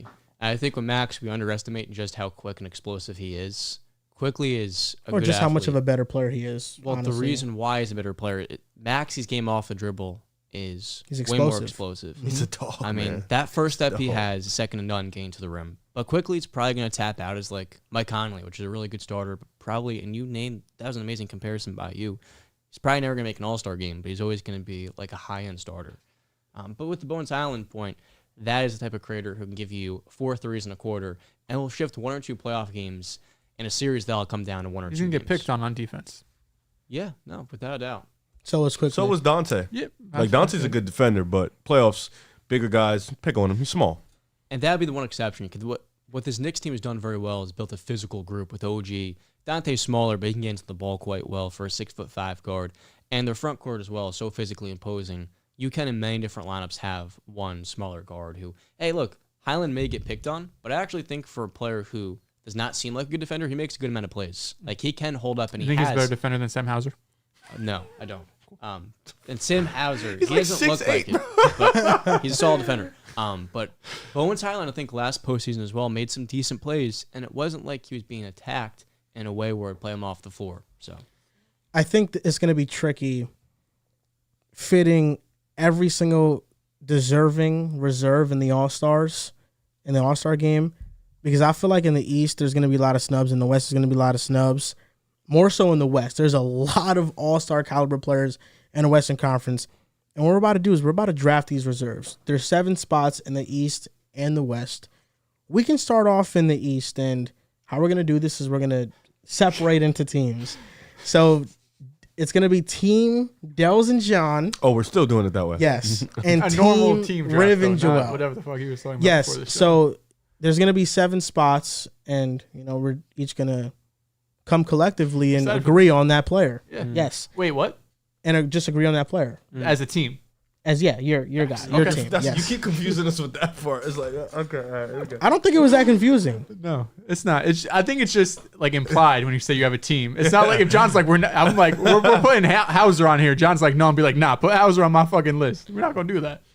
So what should I? What is your team name? Team JT. JD. That's Dickie. What JT? Why are we gonna? Oh, that's hard. Team JT. Team JT. That's so What's our name? Team RJ. Fuck no. Oh my. RJ. Come on, bro. RJ Barrett. RJ Barrett. RJ. Can't be RJ Barrett. That's not what you're naming your team. Let's after, go bro. team. I guess we go team RJ. Fuck it. Yeah. Okay, Team RJ. So NBA All-Star Reserves Draft. First Starting in pick. the East or West. Team JT. We're starting in the East. Cool. Let's do it. We'll get first pick in the East. You get first pick in the West. Sounds about Yes. right. We're not taking Jaylen Brown, brother. Not first. Not first. Okay. Jalen Sorry, Brunson. I'm with you. Yep. Okay. Jalen Brunson. We're Great pick. respecting the King of New York right now. That is 100% accurate. Wow. First player off the The board. tough part And of us Easy. speaking to each other is that you're going to hear Down, down. conversations, and then you're going to take the guys we're speaking about but not picking. So we're gonna first fill out the Eastern Conference reserves first. This is So easy. Next pick. you guys got Brunson. Jalen Brunson. Next pick, Donovan Mitchell. We're both on the same He should have been page. first pick. Easily. Yep. Donovan. Well, relax. First of all, respect Jalen Brunson. relax. What he's been doing What Don's in been this doing world. without his dudes. Other world. You can't. You can't go wrong. Watch last Donovan two Mitchell postseasons. is the second pick. I'm so excited. I think It's gonna be so good. our second pick is pretty easy. Philly? Yes. Yeah, I'm with Maxey. Tyrese Maxey. 100%. The real Reese Halliburton's the starter. shouldn't have been. Should have been Don, but we're here. My apologies. I thought you were trying to take Halliburton there. Oh no. I just that's yeah. Tyrese, man. So far we have Jalen Brunson, Donovan Mitchell, and Tyrese Maxey. Now for this forward spot, or we can go center. We're doing it like that. I just thought we're doing the best. Oh, we're building a seven. team? I just thought we're doing the best seven. That's good to know. Oh no, That we would are take doing the Trey. best seven. So I don't want to. But I feel like I think the next one should be Trae Young. You think so? I think so. Would you go Trae Young over Kristaps Porzingis? I think they'll find we can get him on the team still. Is why I'm saying, but I think Trae Young. You know what? Either or. I think Trae's been hooping too. But Because we have 4 more spots to fill, and the players that are all-star caliber to me are Porzingis, Jaylen Brown, yeah, Julius Randle, he's Paolo hurt, though. Banchero, You can't pick him. Scotty Barnes, Bam Adebayo. You think Trae Young's next, huh? Yeah. Over Scotty Barnes, yes. Yeah, you started to Would get. you go Trae Young over Jaylen Brown? It's close. I would. You can't ask me. Oh yeah, he's my teammate. I'm sorry. The fuck, Would you Yeah, would you go Jaylen's Jaylen Brown or Kristaps Porzingis Kristaps over Trae Young, Oh, or Trae Young is over both of them? I think Trae's over both, but I would go Porzingis next. Okay, that's fair. I'll go Trae Young too. We'll go Trae Young with our next pick. That's the Trae, man. I'm thinking of somebody down south. Down south? Yeah. Talking shit to Booker the other night. Talk to who? He was talking shit to Booker the other night. Who? My fault. Well, I don't really want to say the name. I just want to make sure we're on the same page. Talk shit to Booker there. We got to think about teams in the South. Yeah, I know. That's what's going through my head right now. I'm thinking Atlanta. I'm Miami's thinking in the Trae South. Young. I'm thinking, Bam. Jimmy Who was Butler. talking Italian shit to- connection. Who's talking shit to Booker? Paulo. I'll just say it. Oh, I'm you want feeling him Paulo. here though? You think he's the most? You think he's a third round deserved reserve? It's tough. Oh, Over Jaylen Brown is crazy. I'm Over seeing Jaylen Jaylen Brown's Brown crazy. here.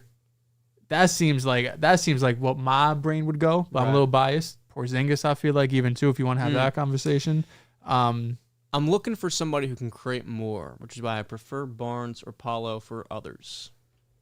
We want that position. Buddy, this is reserves, man. Who's having the better season? We're not building a team here. We're just yeah, like I basically know. the most deserving Yeah, reserves. okay. So Paulo's been what he does for his team at his age is super impressive. make the case for Jalen. We'll take him For Jaylen Brown, over Paulo. he's been more healthy, or he's been the most healthy or second most healthy behind JT this season. He's been an all-NBA caliber defender. We saw him go one-on-one with Luka Doncic and just allow 5 points on over 30 possessions. Okay. He's improved his ball handling, his decision-making, most assists in his career, fewest turnovers 3.7. since 2019, 2020 season. The efficiency is higher than last season. Overall, I think he's having a great year. I'm with it. Paulo's played 47 games too, but I'm with it. We'll take JB. Okay. Jaylen Brown is the 5th pick that we've made in totality. So now for the 6th pick, we have 2 more Eastern Conference reserves to pick. We can go Porzingis here. Porzingis is here. That's our next pick. Okay, I'm cool. It's with no Paulo brainer. here. I'm totally on the Paulo train. Okay. Yeah, we're taking him right here. And we also get to, add some more reserves that maybe wouldn't get love on the regular ballots. Cool. It's going to be sick when we draft Scotty Barnes. So our final reserves picks for the East are Jalen Brunson, Donovan Mitchell, Tyrese Maxey, Trae Young, Jaylen Brown, Paolo Banchero, Kristaps Porzingis. The snubs are... Oh, I thought we were doing 7 each. Oh, no, we was doing just 7 in totality. I'm with 7 each. You want to do 7 each in total? Yeah, but we're doing an odd number. You're getting 3, we're getting 4. That's unfair. So then you guys do one more. But in the West, then they get the first pick. Yeah, so that's then true. it would even Okay. out. So you can just do one more. Just to be even. So, Yes. but then I feel like you either go all or nothing. We can't do 8 because it's 7. So we could You do would be the 7. ones You wanna do to- 7? You would be the ones to do one more. We got It's just, 4. is Yeah, it worth having do the one next more. 7? Like, who else? Like, So let's do it. Fuck it. We're here. okay. Let's do 7. Let's We're do here. 7. So one more Eastern Conference reserve we pick? We have This 2. is the replacement, if you will. We have to that make we're 3 more drafting. picks. Okay. Yeah, so we're going 7 straight. Fine. Fuck it. Let's have fun. Let's that. do it. Okay. So I'm looking. We just thought Paulo. Bam. It's our Yeah. pick. I think. No, it is our pick. Oh, You my guys- apologies. yeah. I thought you took Bam or Porzingis. Scotty? I'm I thought you cool took with Porz- either. You just By took the way. Porzingis, no? No, you just took Banchero after. We took Porzingis before. We took Porzingis So Bam or Scotty, pick your poison. over Siakam. Okay, Scotty, Bam, Barnes. Scotty Van Barnes. Pascal, Bam, Scotty. I'll go Pascal next. do it. I think he's the next All-Star here. You know, Trae Young hasn't been taken, right?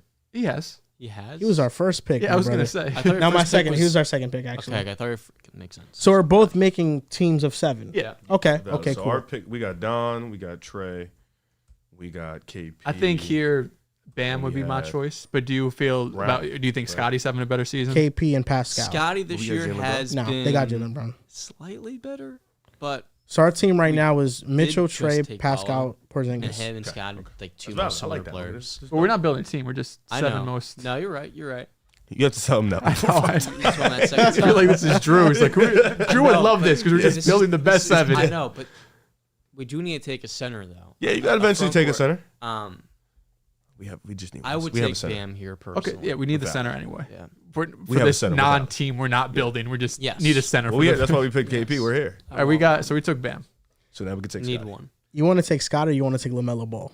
Ooh, his team is one of the worst teams in the league. And he's played half the games, but when he's played, he's been amazing. I think we can save him. I don't think we need to pick him right now. We have 4 guys. It's our 5th pick. I think Yeah. he'll be there. But we Okay. can go LaMelo. If you want to, let's see. Let me see if I. Do you can think find- they're not going to take LaMelo? They No might one- take LaMelo. Do you think John is going to take LaMelo? I feel like they might definitely eye and take LaMelo. Well, let me see. What about? I don't. There's nobody else left. Take Unless LaMelo. you think that we can take Scotty and then we can take DeJounte Murray or something. I was saying the LaMelo, names are LaMelo. getting ugly for these last 4 LaMelo, picks, bro. LaMelo. No, we've got 1 or 2 in the chamber. I think. Okay, John. You got 1 or 2 in the. So I we're got taking some, LaMelo. But who LaMelo you got in Ball. the chamber? You know one of them. Is it the man that plays in Boston? Yes. Okay, D White. Are you fucking serious? That's their pick? That's your Not pick? yet. Seriously? I just want. I would have been with it at I this know point. you You would with have. it? At this point, Is I there mean, anyone who? else? I don't You gotta let like- the board speak to us. Okay, because I'm looking through the board right now. Right. If we don't take Derrick White, Mm-hmm. like what are we talking about here? DeMar, Mikal Bridges, DeMar. DeJounte. No, hell no. Julius Fuck is Randle. your beef? Julius Randle's hurt though, so he's not Right. gonna, you know. Can't take Julius. Franz, Kobe White. Hey, Like, Kobe White. You know he's. wanna go? But we can't take Julius Randle? no, he's hurt. He's He's hurt. hurt? Okay. Miles Alright. Turner, like who? Understandable. I'm not gonna lie. I think Derrick Jared White Allen? is probably the most deserving. Ooh, Jared Allen's a great call. Jared Allen's amazing. He's a great call. Yeah, Oh he's yeah, we're Jared stealing Allen, what that. happened? You should have kept that to yourself. No, we have a center. We're good. You we feeling don't Jared need Allen? one. I think Jared. Yeah, I think Jared he's Allen's having an amazing. amazing season. We cooked. Taking it. You guys took Jared Allen? Yeah. Yes. Okay, so we're going with Jimmy Butler. Great That's pick. fine. That's someone I Sleepers. That shit don't move me. That- He's I had. You just Jimmy took Jared before. Allen, buddy. I Jared Allen's having a deleted better Jimmy season. because I had him as a snub.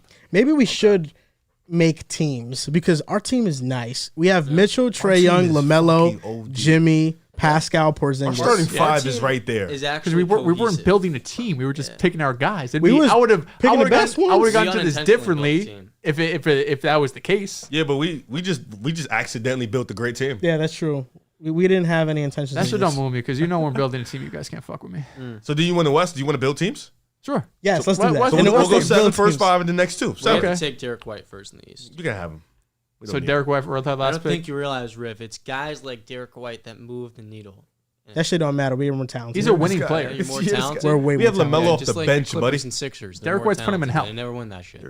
If you have Coach Joe Mazzulla coaching your team, you're don't. done. The Who's most, our coach the in most the winning coach in NBA We're history. our coach Hey, Nick Nurse. If No, we- Spo, fuck all Oh, that. facts. hell no. So- You're not allowed to praise Nick Nurse at the way he spoke about him. Your, We got your Spo. coach is Steve Kerr. You said he was a glorified We're in the Jack East, River. but I don't care. It's not He's your possible. coach for the East and the West. West, no. Our coach is Ty Lue. West. He might be. Derrick you White. never know. Or Yes, do you have Derrick someone White. else? Okay. I love it. Yeah. Derrick White. Okay, so we're going Scotty Barnes. Yeah, he's still Okay. here. Shit's mid. Yeah, definitely we're taking going Scotty. Yeah, Scotty we Barnes. clear you. Jesus Christ. No, actually, it's not even close. Okay, so just to recap to you guys listening or watching out there, we made 7 reserves picks for the Eastern Conference each.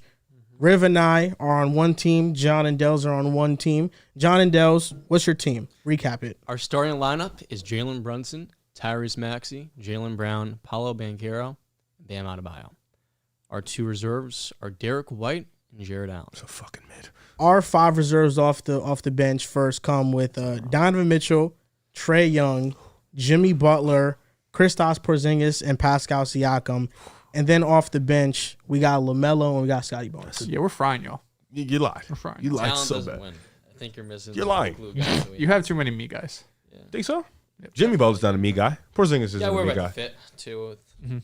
How they clash. What's all their Butler and Siakam, the astrological lack signs. of floor spacing there is going to be a real concern in the half court. With our lineup, we Bro just has Derrick got White. a ton of floor spacing. 1, 2, 3. DeJounte Murray is a better pick than Derrick White. You're insane. You do not. I can't even know agree. ball. You don't think so? One of the worst takes of the year. I don't know about that one. Let's Let's lock in on Full the West. 180 on DeJounte, though. God damn. Nah, chill. I'm not a DeJounte fan. Relax. I'm not a DeJounte fan. So for the West, you guys get the first pick. Okay, before we go, I want to read some super chats that we have. Yep. So Noob Rage goes, did you guys talk about the Pacers' new defensive coordinator yet? We have not. Packers, sorry. Fuck me So up. we did not, but Dehls told me this news when we was chilling before the show, and not too familiar with him from Boston College. Defensive coordinator, had a lot of success there. He's a young up and coming coach. Matt LaFleur, I trust him to make this type of hire. I agree. Who knows how he'll translate to the NFL? I'm not too familiar with him, but hopefully it's better than Joe Barry. Really won't be a high bar. And we saw last year the best defensive coordinator in football is Mike McDonald. Came from the college ranks in Michigan. So And Jim Harbaugh is bringing over the D coordinator, I think, too, from Michigan. Or Damian one of his assistant Delgado officers to DC. Goes, if you take Luka and put him in a Kevin Durant scenario and wins 2 rings like KD did, will that be enough to put Luka over Dirk all time? Yeah. I think Luka just needs 1 championship to I be agree. over Dirk all time. He's already a better regular season and postseason with player. no MVP. I think He needs Dirk an has MVP. 1 MVP, right? I don't. I think if it was 0-1, Luka's I think going to get 1 MVP at some point. Has It to. needs to speed up. Yeah. Well, 25. He's not even. He's closer to 20 than 30 right now. not moved. LeBron got his Mr. at what, 22? 23? 22 out now. That was Derrick Rose. So 23. Derrick Rose got it at 21. No, I'm Derrick not Rose sure. got at 22. Okay, so so LeBron probably got like yeah. 23. Mr. Downtown goes, heads up. It won't count as a 24. game if you play 1 minute.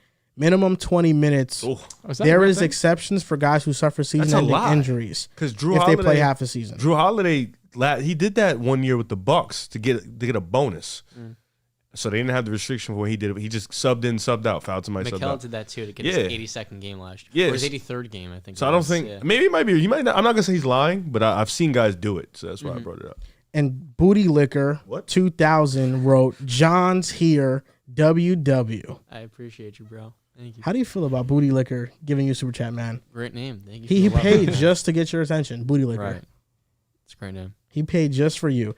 So I'm looking at the chat right now, and it looks like people were reacting to our All-Star Reserves picks, and they were waiting for us to pick on certain players that we all eventually picked anyway. So let's move on to the Western Conference that we have the first pick in. We completely changed how we did it, and I love it. We really did, and I think this is much better because I actually want to build a team that's going to kick your guys' ass. So that's why I love it that much more. If you're going to make those Derrick White picks, it's going to be relatively the West easy. is no. It shouldn't be no Derrick White picks. We should get some agree. legit guys. Well, there's a reason why Derrick White is going to be playing the finals this year. Okay, JJ Redick. Okay. And JJ, he never missed the playoffs until last year in the NBA, so clearly he's got I love JJ. familiarity with I postseason. I think Pat Bev was I got cooking nothing up a against stat him. like that too. yeah. What's up? Pat Bev was cooking up a stat like 2. He didn't miss the playoffs for like he was like 9-10 years straight. Just not Right, that missing makes playoffs. sense. These are winning players. They make a difference. Drafting a team of all-star caliber teams We know who that our first are pick going to is, be right? reserves. Riv and I got the first pick. We know who the first pick is, right? Steph Curry. Of course. Steph Curry's our Or first pick. Kawhi. It's whatever you want to do. Let's go, Steph. Yeah, Let's go, smart- Steph. Smart human. Kawhi? Kawhi Leonard. Kawhi Leonard's easy. AD. Anthony Davis is number 2. Let's do it.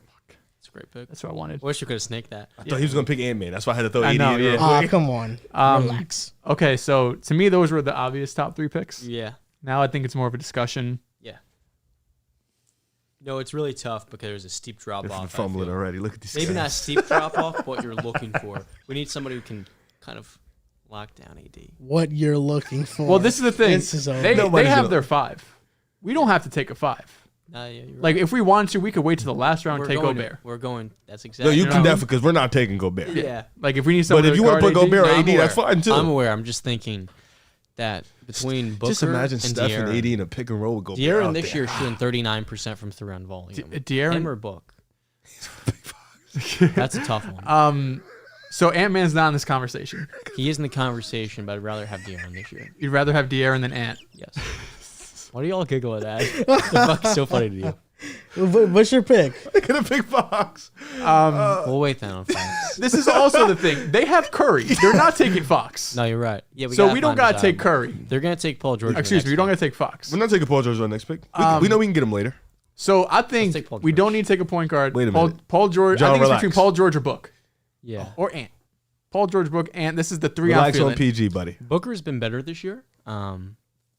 Booker's recently too. Last few games he's been hooping his ass off. I'm, Take the I'm with loser. Booker. Let's take Book. Okay, I'm Yeah. cool with that. I'll take Took the Devin 40-point loser. We probably should have never left. We should have kept our poker face on. We would have got Devin Yeah. Booker.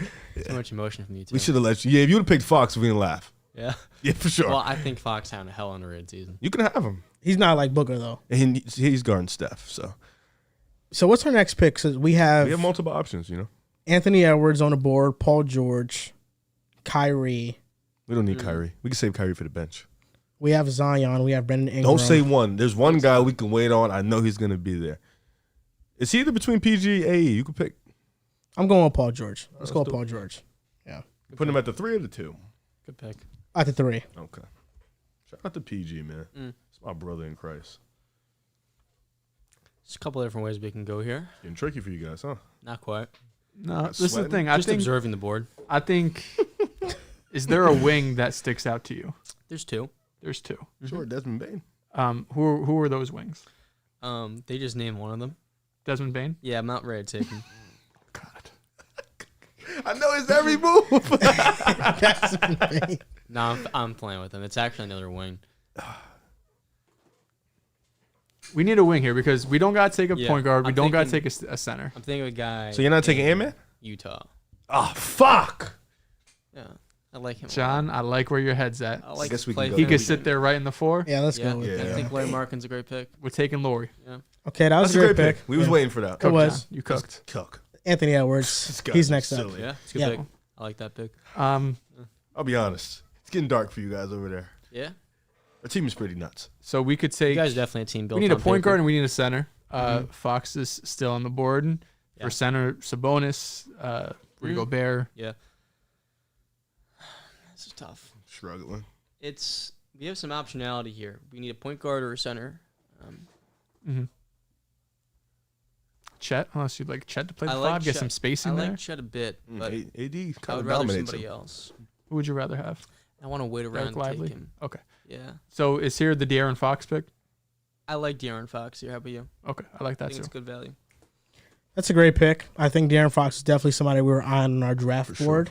I can If see he the felt sarcasm if in he your voice. fell to us, we would probably taken him. But because he didn't, we're going with Kyrie Irving Good pick. with the next pick, and he's going to be our That's a 6th man off the Good for bench. you. Good Like for you. that. Yep. I like quite a bit. This is So- getting too So easy. we need center and we need Talking a lot of shit two. over there. We need 2 bench spots. Yeah. You know, I think we're gonna go with. No, I'm not gonna say that out loud. I feel like I made a lot of picks in the East, so I'm gonna defer to you for thank you. this. I know you're deferring because you're just not good in the East, in the West, but you know, You know, I'm help your partner between a out. center and a shooting guard. Okay. I like the guard quite a bit here. I did name him before. Let me do some research real quick. Brother, you're on the clock. Okay. I'm feeling one Desmond minute to Bain make a with pick. this selection. This is the Desmond Bain pick. I know they're not going to take the guy we're taking next. This is the thing. I don't think they're going to take Desmond Bain, period. So if we wanted to, we could probably wait for the last pick. Let's take Alperen Şengün then. What do you think? You want Şengün for the Him 5? or Sabonis? Oh, my God. We're going to want that playmaker at the 5 off the bench. AD's going to have fun. Oof. I mean, AD's going to kill no matter what. Well, maybe not on offense. We'll see about that. Against who? Sabonis? You're not familiar with what we're about to do?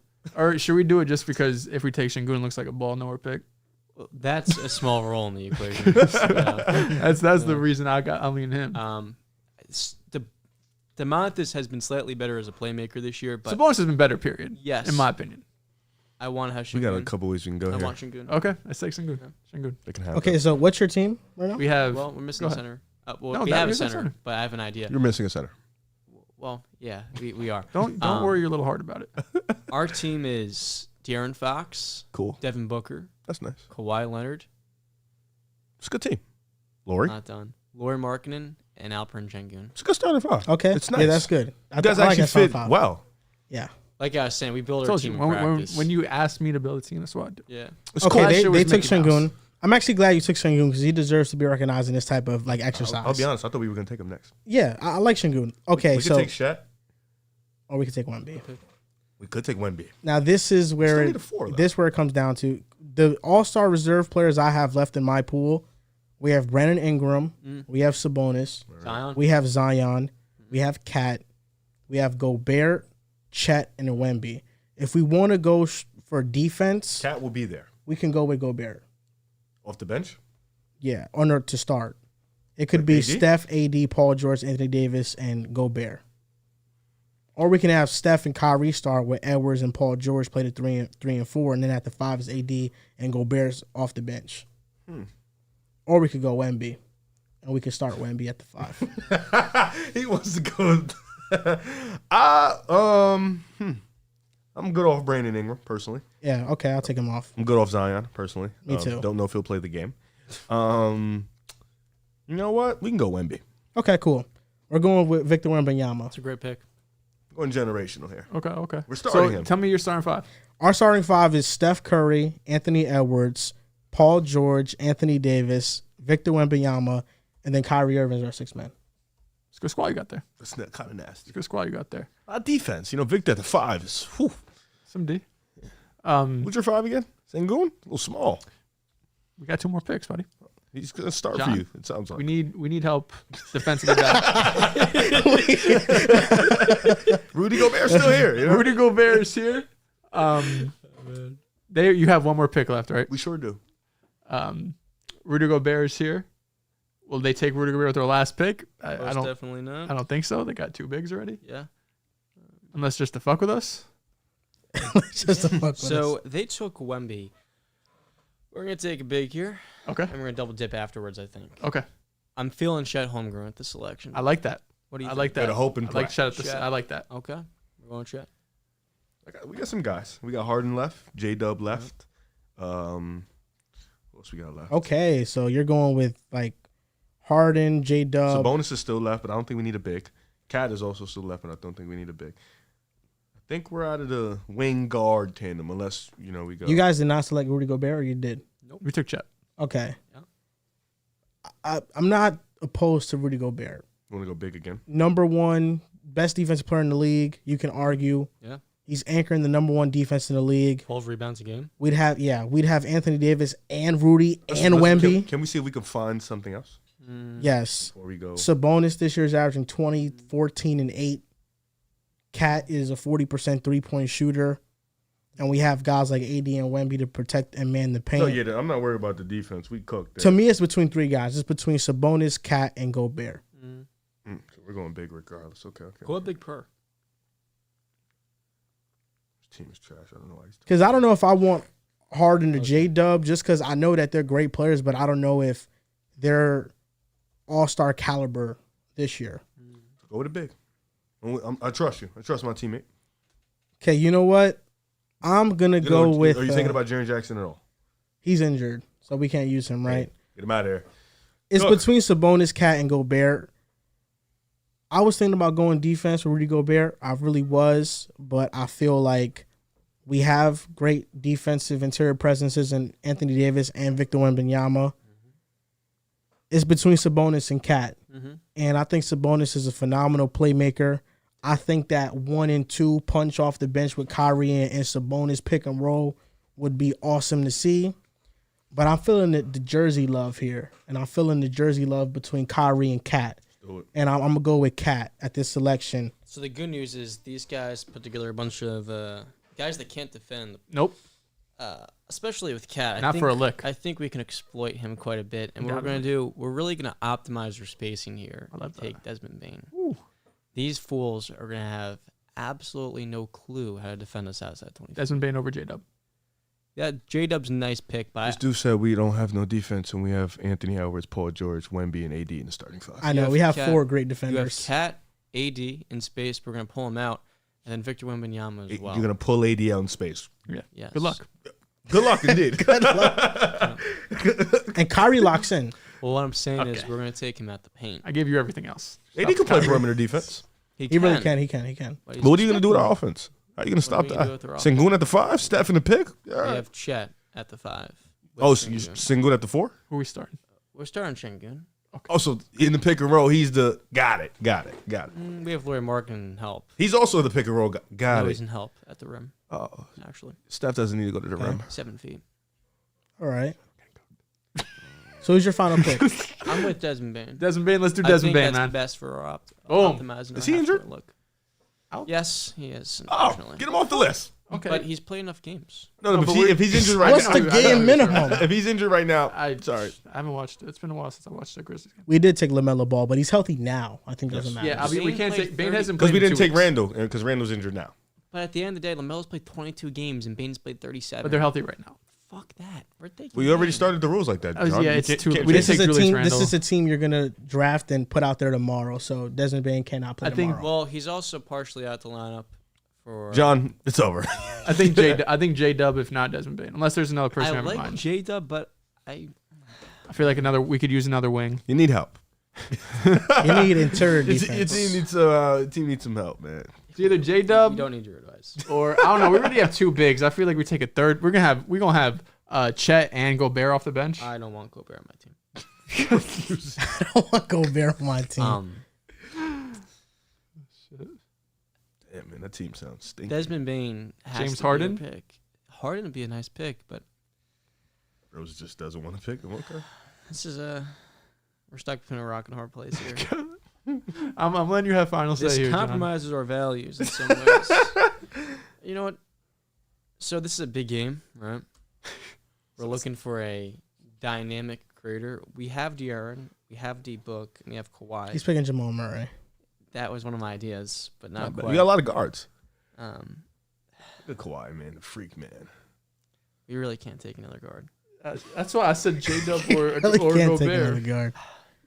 Yeah. I'll let you make this pick because I really don't have a good option. I like J-Dub. I'll take J Dub here. Let's do that. Okay. 45% from 3, 60% on 2s. He's lockup. I mean, he is a lot like Shea.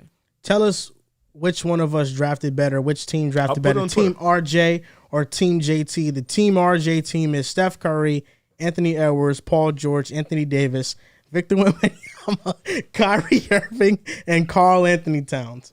Team JT is De'Aaron Fox. John, you have your team? Yeah. You can take a picture of it. I didn't write your team down. No, I'll just text it to you. That's easier than taking a picture of my screen. Okay, I was gonna give you my phone, but Oh. yeah. Well, I can text you it. It's Can you do easier. it now? So I If you'll be able to copy and paste, yeah. I'll do it after I say it. You guys cooked. 'Cause you had the first pick, so you could double dib with the top 3 You know, it's dudes. cute. It's cute. We would have taken. didn't get no Victor. snake, There's no nothing. snake. Oh, now so we're blaming it. We didn't have Snake in the East. We don't need a snake. Our lineup's optimized. So, Team JT is De'Aaron Fox at point, Devin Booker at the 2, Kawhi at the 3, Laurie Markkinen at the 4, and Alperen Şengün at the 5. Off the bench, we got J-Dub and Chet in Oklahoma City. Rounding out Okay, our lineup. nice. You built the OKC roster We really did. We outside did of SGA. He's not there. Maybe you could have taken a Lou Dort next. Or Case we took your homeboy in Kawhi. Yeah, good. I like it. Biggest Sixers, playoff too. performance riser. Before we move on to the next segment, of the show. This week in the NFL or NBA. And as I want to like to start branding it, PrizePicks moment of the week. What was your PrizePicks moment of the week, Dehls? I'll start off with you. PrizePicks? I don't have nothing, bro. Oh, it's just this week in the NFL or NBA. Oh. It's just labeled as that. Sorry. My apologies. You fucked me too. Yeah, because I was like, I was like, I don't got a prospect pick. I was about to say you compromising my boy. I just text you a lineup, bro. Thanks, bro. Appreciate it. I got a would you rather for y'all. This is a player who was just drafted in the Eastern Conference All-Star Reserves. Fuck yeah. Would you rather Derrick White edition? First name up, his own teammate, Drew Holiday. Derrick White at this point. Right now is Derrick White. He's been a better player this year. Damn near in the last 2 years. 2 years is hot. I'm going to take Derrick White in the stage of his career. No? DeJounte Murray. DeJounte's a better player than Derrick White. I think I'll take Derrick White. Fuck. I don't like it. I don't like it at all. This is a would you rather. I would not rather have DeJounte Murray on my team. I think a lot of what he does is empty calories. And while he may be a more gifted player that can do more on the offense side of the ball, he can command a higher usage. I would much rather have Derrick White as a fourth starter than DeJounte as one of my top three guys. Can respect that. How about OG Anunoby? I'll go OG. I'm going with OG Anunoby. We're talking about the best 3-and-D win in the game. OG is my pick. Terry Rozier. Derrick White. Rozier is a hell of an offensive player, though. But I'll go Derrick White. This is a tough one. But I'd rather have Rozier as my sixth man or Derrick White as my fifth starter. I'd rather have Derrick White. Personally. Okay. James Harden. Holy shit. James Harden. James Harden. I'll also go James Harden. Fred VanVleet. Derrick White. I'll go Derrick White. The playmaking Van Vliet's put on, it's been a show this year. But he's not a creator much at all of a score. So I'm going to go with Derrick White. Desmond Bain. Desmond Bain. Desmond Bain. Without hesitation. Emmanuel Quickly. Derrick White. That's tough. It's not. I'll go with Derrick White. What about Kobe White? Kobe Oh, White. that's tough. You got to go Kobe White here, man. I got to go Derrick White here. That's my dog, man. All of the stars have aligned for Kobe White this year. He's just 23 years old. I'm going Kobe White. Damn. Okay. Last one. Christian Wood. Without Derrick White. thoughts, Oh, it's Derrick White. He clears. Come on. Who said that, man? Riff, right? I sure did. Yeah. It Not my happens to the finest best of man. us, man. It does. It does. What's your process moment of the week, John? This is for NFL. Yeah, NFL, NBA, whatever you want to Pittsburgh highlight. Steelers moved the needle. They hired Arthur Smith to become their offensive coordinator. Now, a lot of Steeler fans don't like this move, probably because this last year was pretty bad for his brand. But at the end of the day, Matt Canada was one of the three worst offensive coordinators in football last year. History or And just last coming year? in football, Okay. not in history. That's disrespect. Maybe it's fair. Arthur Smith going into last season to me was a very solid head coach, like 20th in the NFL. And things did not work out quite well because I felt he got way too cute with his personnel, specifically in short yardage, got to have red zone situations. But this is the best spacing he's going to have from an offensive perspective. Given his quarterback play the last 2 years, he had an above-average offense with Marcus Mariota and Desmond Ridder. I believe he's going to open up the game for Jalen Warren. I do worry this is bad for Najee Harris because a wide zone scheme is dependent on having good vision to make the right cutbacks. I don't think Najee's a good fit for his run style, but I do believe it's going to be a huge net positive for Pittsburgh because Arthur Smith's a good coach. I was talking to Joel about it. I'm like, what's your take? He's like, he's a good OC. I'm like, I agree. I don't know why people are so up in the air about this. Even if it doesn't fit fluidly, the Steelers got themselves somebody who's never going to leave because probably not going to be a head coach again. So my PrizePicks moment of the week, Steelers hiring Arthur Smith. John, you didn't send me the East team, by the way. I did. You only sent me the West. Oh, shit, my fault. It's okay, bro. I just wanted to remind you. Yep. My prize pick moment of the week. Yes. Okay. The Bulls are not doing shit at the deadline. And after being angry for about 15 to 20 minutes, I kind of thought about it for a little bit, and it kind of made sense to a degree. They love DeMar, they love Alex Caruso. Zach's pretty much getting little to nothing on the market. You got guys like Drummond and stuff like that who would have went for seconds, but what would that have done for you in the long run?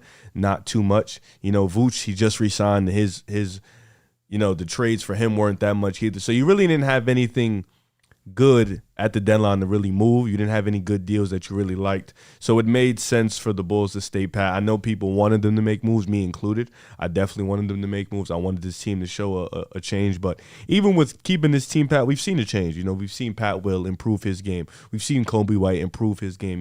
We've seen DeMar become more of a leader and an on-court coach. We've seen Zach in and out the lineup. But this team has been competing. So, you can still see improvement even though this team needs to blow up. And I still do believe this team needs to blow up for sure. But this, I guess, wasn't the time to do it. And I'm glad they didn't make any panic moves like sending Zach to Detroit for practically nothing or sending Zach to the Lakers for damn near nothing. So I'm glad they didn't do anything. That's a good moment of the week. My PrizePicks moment of the week is the fact that an article came out this morning on the Jets written by Zach Rosenblatt of The Athletic. He did a tremendous job. He gathered over 30 sources for this article to get behind the scenes on what's happening with the New York Jets. And I think it's a lot of finger pointing, a lot of people at the top not taking accountability.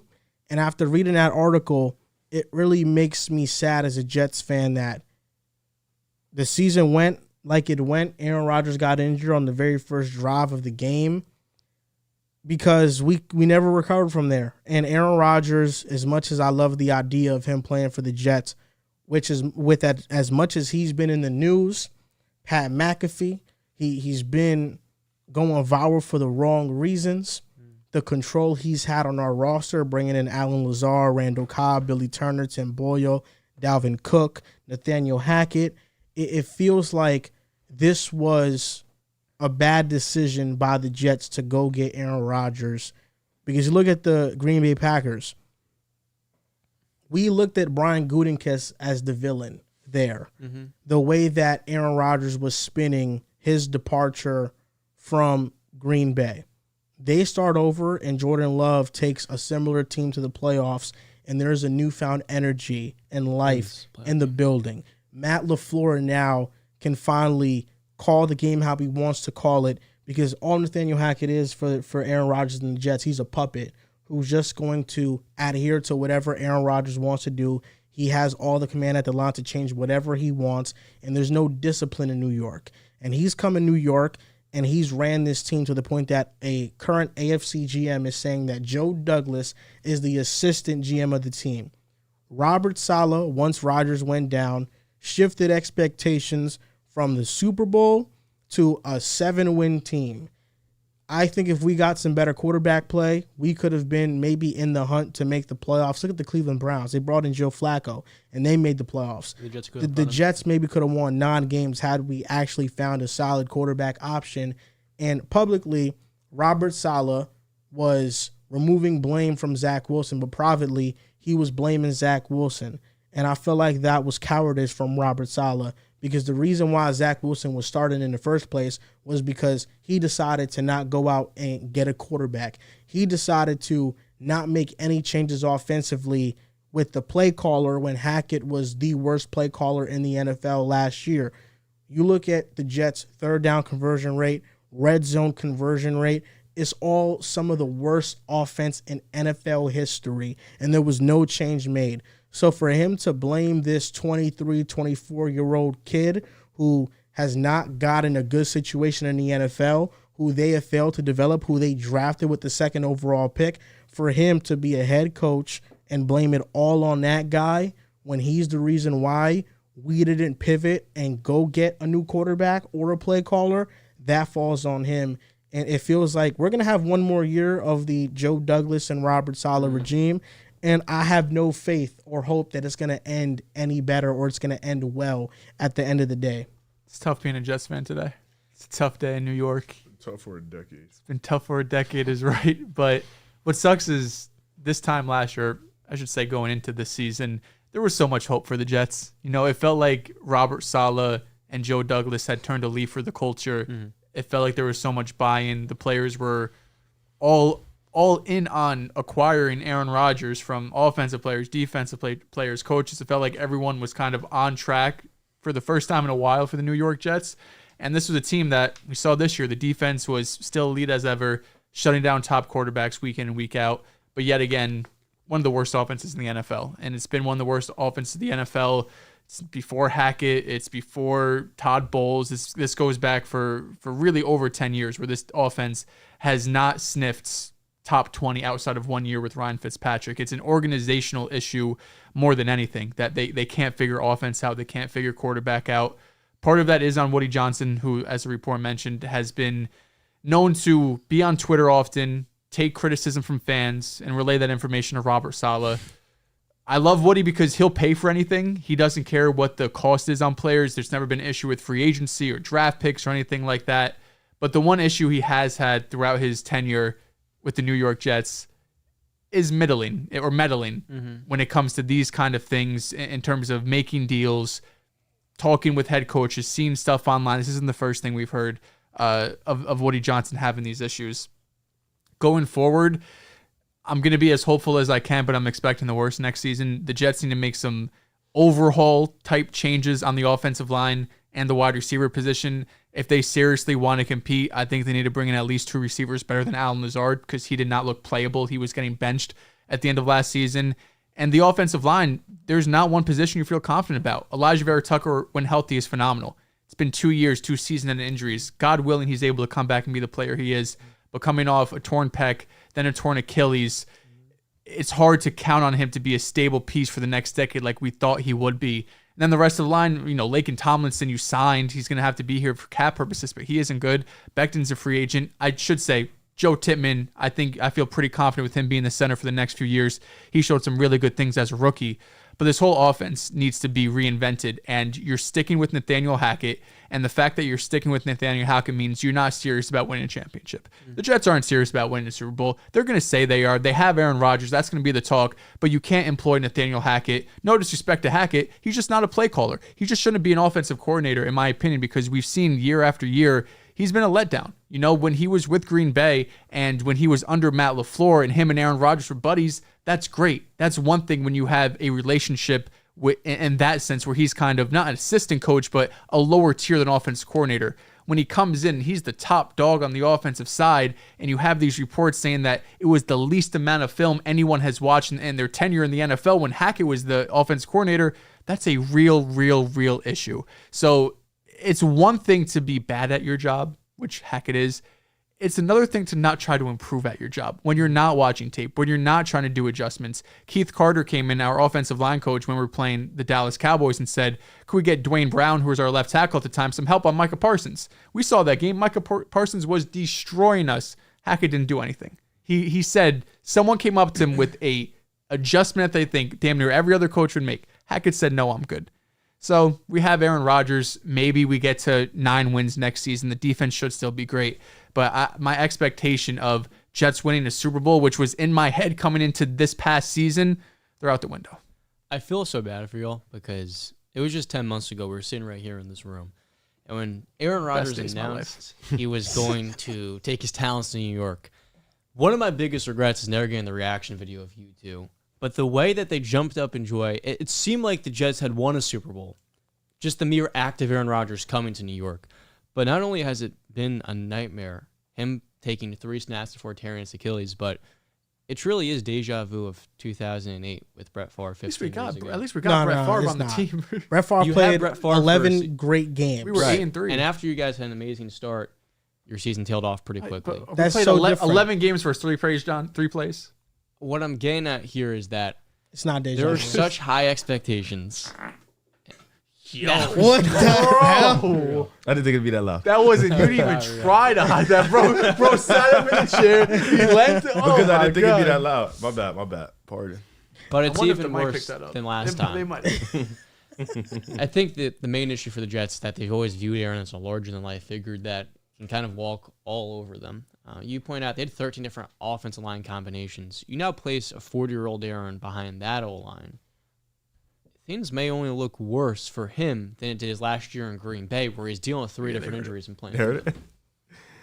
So, There was from this report, Zach Rosenblatt spoke to 30 sources, and the sources described the team riddled with excuse-making, a paranoid head coach, an ill-equipped offensive coordinator, and an organizational tunnel vision on the quarterback that rubbed some teammates wrong. Yeah, I mean, you guys are wasting an elite defense because of an offense that can't score or move the football. Like, how many games did you watch the Jets last year where the defense holds an opponent to 14 points or less, but the offense cannot get a single first down? How many? 5 games? Tough. 4? Like, that's the thing with the Steelers I noticed. Both the Jets, it's 2 times worse. The only thing... Oh, sorry, do you have more? That's it. The only thing I question is the players turning on Aaron Rodgers. That's the only thing in the article that I feel like what I've seen from, because obviously I'm following a bunch of Jets players, Jets beat reporters. That's the only thing that surprised me a ton. I mean, obviously this is all surprising, but like you could convince me that Nathaniel Hackett wasn't taking suggestions. Like that does not surprise me one bit. But what they said in the offseason saw Garrett Wilson in terms of like if we had Aaron, everything would be different. The fact that the leaders of the team are still saying like we would have been great with him. Now, is there some situations like the Zach Wilson report saying that Zach was supposed to have a direct line of communication to Aaron and he didn't? Can it be some of those situations individually with players?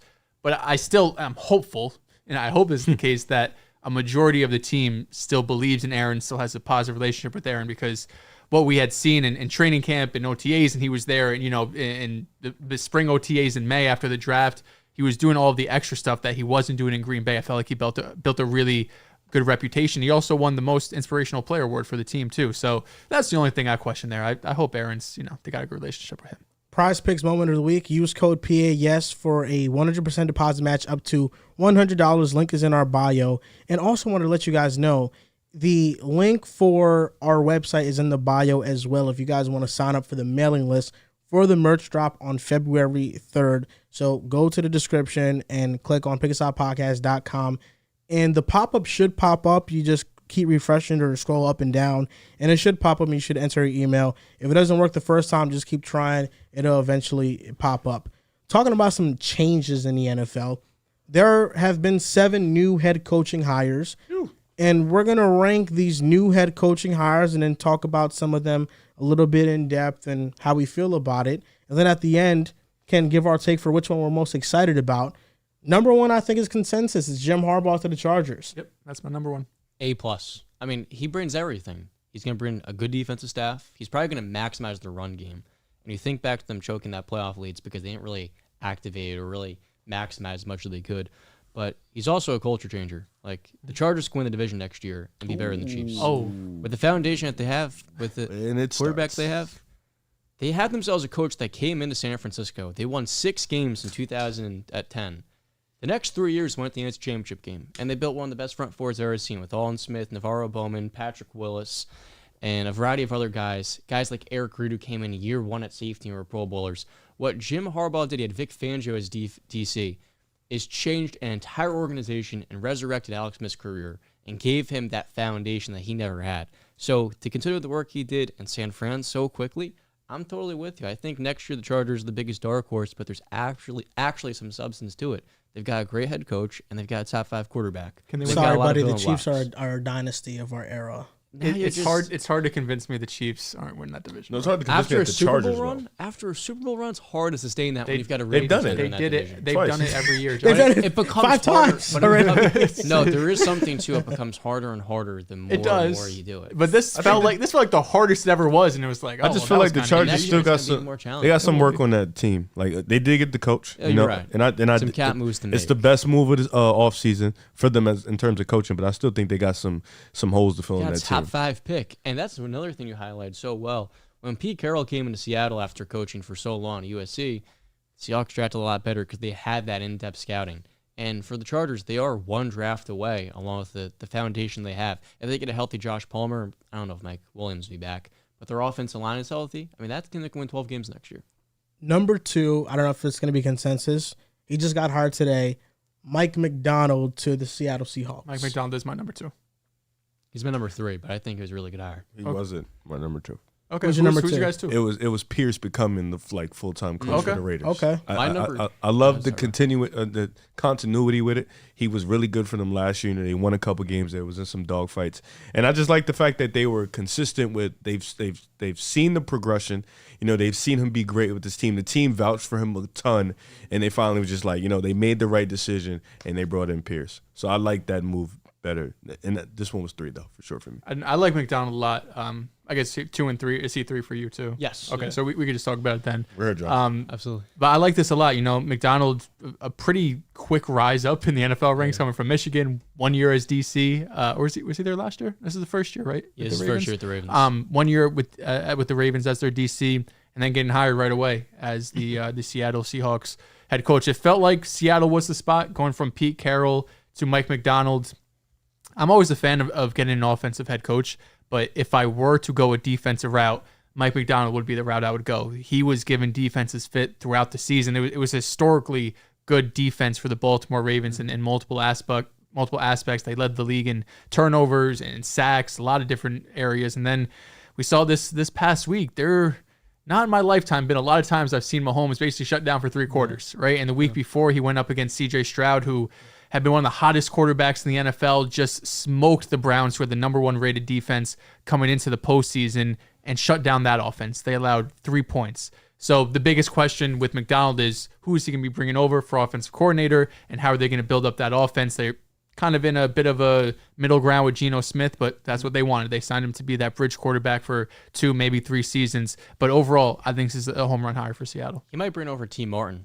That was their quarterbacks coach this year. But I was wrong. It was actually 1 year he spent at Michigan. The last 2 years at the Ravens. Okay, that's what I thought. Because their defense was really good again last year. Yeah, the year before too. Second half of the year. The work that's true. that he did this year was the most impressive of any defensive coordinator in football. I mean, Javanian Clowney, probably the best year of his career, became the player he was always drafted to be. And then you look at the secondary, Kyle Hamilton's breakout in year 2, Brandon Stevens becoming a really damn good number 2 cornerback. And then that was a big question for them, by the way, when they let go of Marcus Peters. The development of everybody on that defense. He is an elite defensive coach. I guess the question is just, like you said, how do they find their quarterback of the future? He has to find. I thought you meant OC. I was gonna say he has to find his Ben Johnson. Well, Yeah, I think that I think Geno Smith is a good quarterback. I just will say that. I don't know if Geno Smith's not a quarterback of the future. He's not a franchise quarterback, but I think you can win with Geno Smith. I think if you build around a team around Geno Smith, you can win. The offense has talent. We know that. What held the Seahawks back this past season was defense, and that's why I feel like Mike McDonald was an A+ hire, because the Ravens have a lot of talent, but it was also a lot of players that were maximized under McDonald. Justin Madubuike, Jadeveon Clowney, Kyle Van Noy had a great season. Basically Their everybody. cornerbacks. You look at the Seahawks, they have defensive talent. That's why you look at their defensive ranking, you're shocked they're so low. Tariq Woolen, Devon Witherspoon, Jordan Brooks is a free agent, but they should bring him back. He's one of the better linebackers in the league. Draymond Jones, Boye Mafe was one of the league leaders in pass rush win rate last season.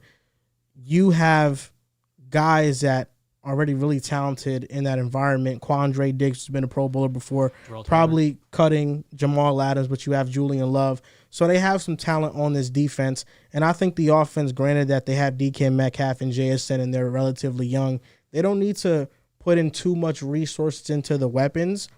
Into the offensive line, sure, but they have Kenneth Walker and Zach Charbonnet at running back. So Mike McDonald, you have a couple drafts where you draft some good defensive players and you bring them to this talented unit. He already proved that he has one quarterback in that division number who threw 4 interceptions to his defense. So I think now that he's seeing him twice a year, it's probably going to make it, easy pick'ems. He's looking at his fingers like he just finished eating some Doritos or Cheetos. So Mike McDonald, he's already going in with a number on the best team in that division. So it's good. He was our 2. He was your guys' 3. My 3 is Dave Canales. That was my 2. That was your 2? Yeah. Okay. I love this hire. He is coming over from Seattle. He's been there. He was with Pete Carroll his last year at USC. Followed him to Seattle. He's been there since 2009, 2010, since he was like 29 years old or something. And we've seen him with Geno Smith have a revitalization to his career. And then before that, you saw with Russell Wilson, once he left Denver, once he left Seattle, it wasn't so pretty. So getting an offensive mind, being able to pair him with Bryce Young, this is a home run hire for the Panthers. And out of all the offensive coaches available, since Ben Johnson wasn't available at the end of the day, I think Dave Canales was probably the best one out there. Thinking of Harbaugh as kind of a CEO type. He's honestly offense and defense. He does it all culturally. But just offensive-minded head coaches, I love Dave Canales to the Panthers. what he's done with quarterbacks last 2 years is some of the most impressive stuff we've ever seen. Like, Baker was a broken quarterback when he got to Tampa Bay, and he helped him have his second best season. But a big thing with Baker is because of the injuries, he didn't really trust himself in the pocket. He was looking at the rush.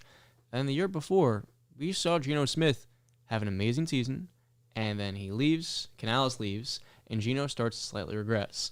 It seems like everywhere he's been, he's maximized quarterbacks. And for Bryce Young, what he needed last year was a run game and elite wide receiver. But Canales showed he can have a viable offense without the run game. So if the Panthers can just get T. Higgins, one wide receiver in free agency, that can be a decent offense. Like, one that's not putting up 13 points per game. So I thought that was an A hire, truly. I think Dave Canales was an A hire. He's number 4 for me. Raheem Morris is number 3. Wow. I love Raheem Morris to Atlanta. The Falcons have a top 10 defense right now. Last year they were top 10 in success rate, both against the pass and the run. Raheem Morris had a stint in Tampa Bay, and he was 10-7 or 10-6 as a coach. And that was Josh Freeman's best year as a quarterback, but the defense that year was the most impressive. He's worked a lot of jobs throughout the years, most notably now with Sean McVay being the defensive coordinator. What the Rams did defensively this past season, given the talent they had, I thought he maximized them. So I think going to Atlanta, the defense should still be a phenomenal unit. But I love bringing in Zach Robinson, the offensive coordinator from the Rams, and he brought him with him to now be the OC for the Falcons. The Falcons have talent. They're just a quarterback away. Will they use the 8th overall pick on a quarterback? Will they bring in a veteran like Kirk Cousins or somebody else, maybe lure Baker Mayfield away from Tampa Bay now that Dave Canales isn't in Tampa Bay? Because Baker Mayfield worked with Zach Robinson when he went to the Rams for that short time for half a season. So I think Raheem Morris, head coach, and then OC Zach Robinson, that combination sold me. I love Dave Canales to the Panthers. And the Panthers just made Brant Tillis the operations manager of their football team. And Brandon Tillis was the assistant to Brett Veach in Kansas City. So you're bringing in somebody from KC who's built a dominant roster, who's built, one of the dynasties of our era. Maybe the Panthers turn around. I'm not denying it, but right now, where they are, they just lack so much talent that I think Raheem Morris for the Falcons, there's probably more upside short term in that. That's true. The Panthers are like 2 drafts away. They are. And they have some cap space, but not a ton. They have like $30 million. So it's not They don't like have their they're gonna first do round much. pick this year. Correct. Yeah, that'd be useful if they had that. Number 1 overall pick. So my top 4 is Harbaugh, McDonald, Raheem Morris, and Dave Canales. You had Antonio Pierce number 2. Yes, I had Harbaugh, Pierce 2, I had McDonald at 3. I have Callahan at 4 to Tennessee. I thought the fact that he worked with so many quarterbacks and then being able to work with Will Levis, I feel like the fact that the Titans are prioritizing their quarterback for the future, and whether he may be the future or not, in a division where you got CJ AR and you got Trevor Lawrence, you need to maximize what you can from Will, and I think Brian can do that. And then I had 5. I had Dave to the Panthers. I think all these moves are great. I don't want to, have the ranking be one is better than the other. I think all these moves are great. But I had Morris at 6. Morris is probably the only one I don't know too much about. That's why I had him at 6 at the lowest. I have Raheem Morris at 4. The question is just whether or not Zach Robinson's a good play caller. He's never called plays before. Yeah. He's only been a coach for 4 years. If Robinson is not a good play caller, I'm like, why do you go with the defensive coach? I think the Falcons saw the way things went with Arthur Smith, who was an up-and-coming offensive mind, and it didn't work due to his usage, and he wasn't meant to be a head coach, and that turned them off from maybe going with an offensive mind. And while I think Raheem Morris is a good leader, and he's done a very good job as a DC, the Falcons' number 1 thing is developing a quarterback. And so that's going to be key, and that's going to determine whether or not it's a good hire. Whether or not Zach Robinson's the guy for them. Raheem Morris, I forgot about this stint, but in 2020, the Atlanta Falcons under Dan Quinn went 0-5. And then he was fired, and Raheem Morris went 4-7 with that team. And from what I remember, that team was very underwhelming talent-wise. And Raheem Morris, kind of like Antonio Pierce back then, like Antonio Pierce now with the Raiders, he had a chance to become their full-time head coach because I thought he actually did a pretty good job with the Falcons. And they didn't hire him. They hired Arthur Smith. And now he goes to the Rams and he improves his resume. And now he's the Falcons head coach. So this kind of like a full circle moment for him. I like Antonio Pierce a lot with the Raiders. I think it's just very tough to judge that move because of how tough the AFC West is and how much tougher it got with Jim Harbaugh going to the Chargers. Because now you have Andy Reid, Jim Harbaugh, Sean Payne, and then Antonio Pierce in the division. I'm not going to count out Antonio Pierce, but it does feel like the Raiders are missing a lot of talent to compete with those teams, and they don't have a quarterback. They have to figure out the quarterback position too.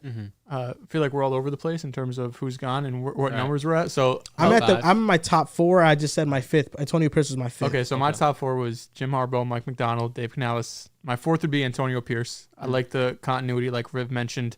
The players wanted him. The Raiders have made mistakes in the past with Rich Bisaccia a couple years ago. The players want him as head coach.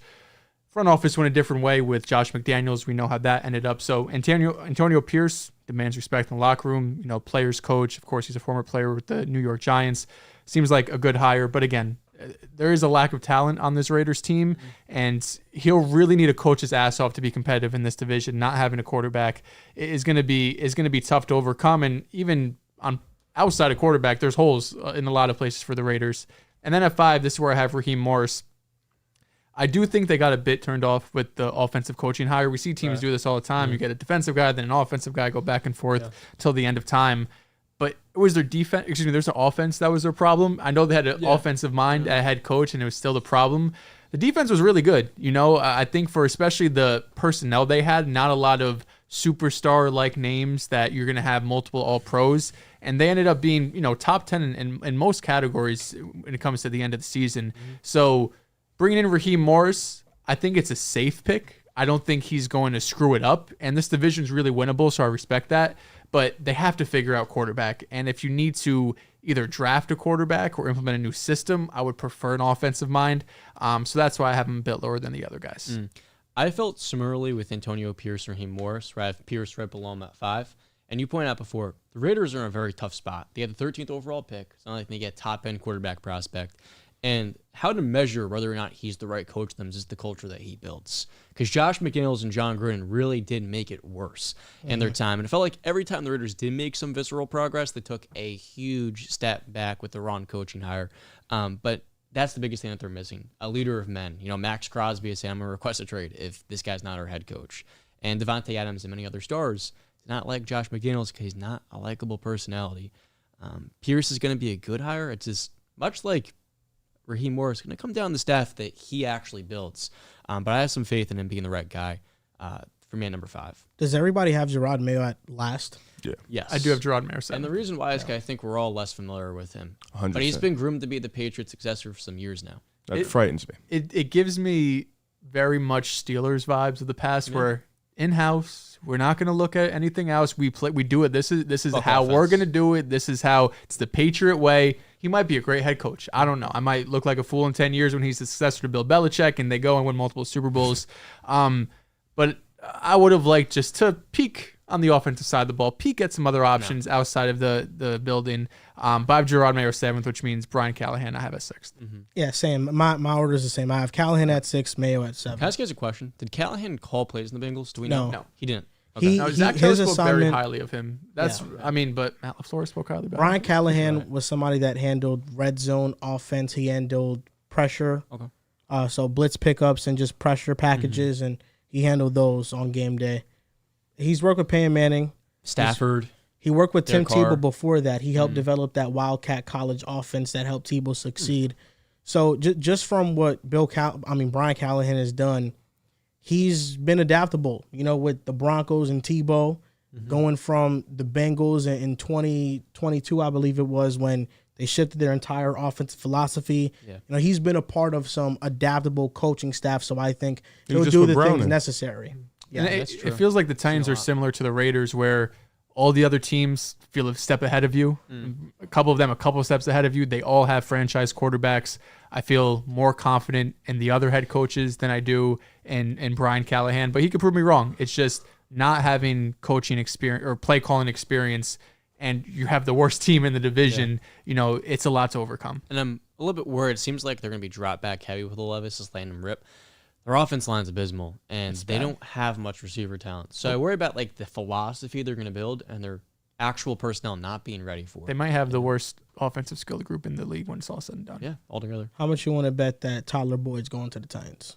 That would not go. I can see it. He's a free agent. Yeah. He's a trader. He talks a lot of shit about Pittsburgh. Tyler Boyd goes to the Titans, and I think that they're going to draft the offensive lineman with their first-round pick. Yeah. You have Peter Skoronski, who was good for them. So if you can draft somebody else on that left side, so Skoronski's the left guard, you have somebody be the left tackle, maybe Joe Alt is the pick. I think they could definitely rebuild their offensive line faster than we think. They have the resources to. It's a Callahan. He should know offensive line. And you have Hopkins. You bring in Tyler Boyd. You give Will Levis, Hopkins, Drew's Tyler Boyd. I feel like it could be good. Dehls. You are too. That's me. Yeah. Okay. He's the biggest Traylon. Well, no, I'm the Treylon fan. Drew's the JMO fan. No, I got you. When we're having the Tannehill debate, he was mentioning Treylon as like a part of the supporting cast. Oh. I wish he was part of the support. Did he mention Shige? I thought he was going to have a breakout year this Me year. too. I'm ready for the expect Tajay so. Spears breakout. That's what I'm ready for. I mean, He hey, stay Derrick healthy, I'm Henry's with a it. free agent, so. Andrew actually messaged in the chat. He said, That's shout out real. to my guys for holding it down while I'm gone. Love y'all. With the Shout out 100 Drew. emojis. Bro's on his date right now. Mm-hmm. Still in the pod. Dedicated. But I Still don't know in the about you comment guys. section. I only gave out 2 A's because I love the philosophy and just Oh, I didn't do grades. I just did okay, ranking. got you. But the only ones I feel very great about are Canales. Even then, I think he's in a terrible spot, and Harbaugh. Everything else to me was a B, C, or a D. You had McDonald as a B. B plus. Yeah. Santos sent a super chat. Team RJ won. I saw on your Twitter, West cooking us. East, it's like 52-48 us. It'd be very like you to cook in the East and shit the bet in the West. I think what's lost when we're making these teams is that it's not just about what's best and most talented. It's on an all-star paper. You know what it is, John? Still, But Oh, shit, never mind. I can't even make that optimization. comment. What? I was going to say we didn't know, but it was the other teams the other league. It was the West that we knew and we fucked up. yeah, you fucked up in the West. I was gonna say, we didn't know, but the East. Our team That was was the built worst. for practice, not theory. That's the difference. John, I'll be honest, it's all-star game. It's about talent. Fuck all that extra shit you're talking about. Well, we're trying to build a team to beat you. You couldn't. See, you're trying to All-star build a team to games, beat they us. don't We're trying to care build a who team to wins an win. All-Star game. That's what it is. That's the difference. Wait, what? You're trying to catch up. You're trying to build a team to beat us. No, we're building. We're trying to build a team to win the game. game. That's what it is. No What matter you're missing who is we the play. matchups. You're not gonna have much of a shot against Chet and Laurie Marketing. We literally have Wemby and AD. We're so fine in that department. And we've got De'Aaron and Spacing- D-Book attacking. You have who? We're going to Missoula ball you De'Aaron to and death. D-Book. Think so? That's a great point. Missoula would be You're gonna your head box in coach. one, Yeah. Steph or Don't worry about it. E? Now score Well, you. Steph's had a slight decline this year. No, he's back. You know? 3 games. Devin Booker's locking Yeah, him up. slight decline. Devin looks like what? Well, he doesn't decline against Fox. I'll tell you that. Well, Never. Booty Liquor 2000 What? wrote, Riv, I thought the mic was tweaking. Oh yeah. yeah. You went crazy. Yeah, that shit was kind of loud. I'll be honest. So on to NFL free agents. I feel like this is going to be interesting. There are a lot of great NFL free agents, There's so a we're lot. not going to talk about every single 4. one. Okay. But who are your top ones, and where do you think that they should go? Where would you like to see them go? Okay, wait. I didn't do 3. The 4 guys I have are good names, maybe under the radar. I probably lied. There's some good names though. I think the top 3 guys that I saw that could be free agents were Chris Jones, Josh Allen, the edge, Jaguars, edge. and it was somebody else. I literally forgot his name. Justin This lot, you have Matabuke, T. Higgins, Kirk Brian Cousins, Burns, Kirk. Jalen Glad you said Johnson. one of those names because I had one of those names. It was Kirk Cousins. Wilkins. That's what it was. Yep. So the 4 guys I got, I'm gonna go. The first guy, T. Higgins. I think T. Higgins should go to either Chicago or the Panthers. I think Carolina because they obviously needed number 1. They just need anything. And I know Dehls, he sent this open rate, and Adam Thielen was dead up there. He was balling. But I think he needs that. And then for Chicago, I think they need something outside of DJ Moore. I think Cole is cool, but I do think with a little bit of cap they have this year and whoever they have at quarterback, whether it be Caleb most likely or Justin Fields, you're still going to need more weapons. And you may not have another pick that can get Marvin Harrison Jr., so why not bring in T. Higgins? And then my next guys is Wilkins and Justin Matabuke. Is that how you say his last name? I'm going to Detroit. I think Detroit has a lot of cap, and I think they need to go insane on the defense. And why not bring in 2 guys that can get to the quarterback, that can get you rush the quarterback, guys that are on that defensive line that can help Aiden Hutchinson. You could, of course, build up the secondary, but I think you can do that in the draft if I'm not mistaken. But you got a lot of cap. Why not try for either one or both of those guys? Justin had a great year. Wilkins is really good. And then my last guy is another player going to Chicago. I kind of was a little biased here. I think Bryce Huff to Chicago. I think he would be an underrated player. I think their defense made a jump, and it's not mainly on Montez Sweat, but when Sweat got there, they had some help. They turned the defense. They possibly might keep Jalen Johnson. The secondary was solid. Dexter was a good rookie last year. Why not bring in an underrated guy in Bryce Huff to help off that pass rush and make that defense even better? So those are my 4 guys. I'm with it. I like those. I think we should get the Baltimore Ravens, Lamar Jackson, some more help. Oh, really? More than what he already had? I know what you're thinking. I think he needs Everything. Listen, if the game plan is going to be drop back and beat the Chiefs DBs, yeah, he needs more help than just Zay Flowers and Odell Beckham River. Sounds like can't do it, man. That's what it sounds to me. Did not know you were a Lamar hater. Yeah, right. Honestly, I thought better of you, Yeah, but I think they could go 2 ways because they need help at wide receiver. They need help at running back. I am tired of seeing Gus Edwards and Justice Hill out there every single year because J.K. Dobbins can't stay healthy. Mm-hmm. It's almost impossible to go into this season trusting J.K. Dobbins after torn ACL, then torn Achilles. It's such a shame because his rookie year was special. He looked like he was going to be one of the most dominant backs in the NFL, and unfortunately, we'll just never be able to see it. So Saquon Barkley and Derrick Henry, I think one of them should go to Baltimore. They haven't had a real workhorse running back since Mark Ingram days, and even still, Mark Ingram was kind of on the back of his career there. After he left Baltimore, he was never the same running back he was in Baltimore. He was still pretty efficient there. So I think getting a legit number 1 running back to pair with Lamar Jackson, so you could take some wear and tear off his body too. You don't have to design so many quarterback runs. And then I think they could really use a big body wide receiver. There's 2 available. There's 3 available. I would still be surprised if they become on the open market. T. Higgins, Michael Pittman, and Mike Evans. I think all of these 3 guys do end up returning to their teams. I think they're too valuable to their teams. But if one of them could go to Baltimore, and we finally get Lamar a true number 1, you have Zay Flowers as a 2, Mark Andrews as your tight ends, and Derrick Henry or Saquon sign a cute little 2-year contract in Baltimore. Now we could talk about going up against Kansas City and being that defense. I like that quite a bit. Kobe White had 35, 9-7. It making me feel good about that pick over DW. Just wanted to bring that out there. So a couple of guys that I'm looking at. One's Derrick Henry. I would love to see Henry reunited with a former assistant, one that didn't fully maximize him, in Matt LaFleur. I think he'd be a huge upgrade over A.J. Dillon, the perfect thunder to Aaron Jones' lightning, if you will. Another one that I need to see is T. Higgins in Carolina. He may not be the best after the catch, or at least a route runner.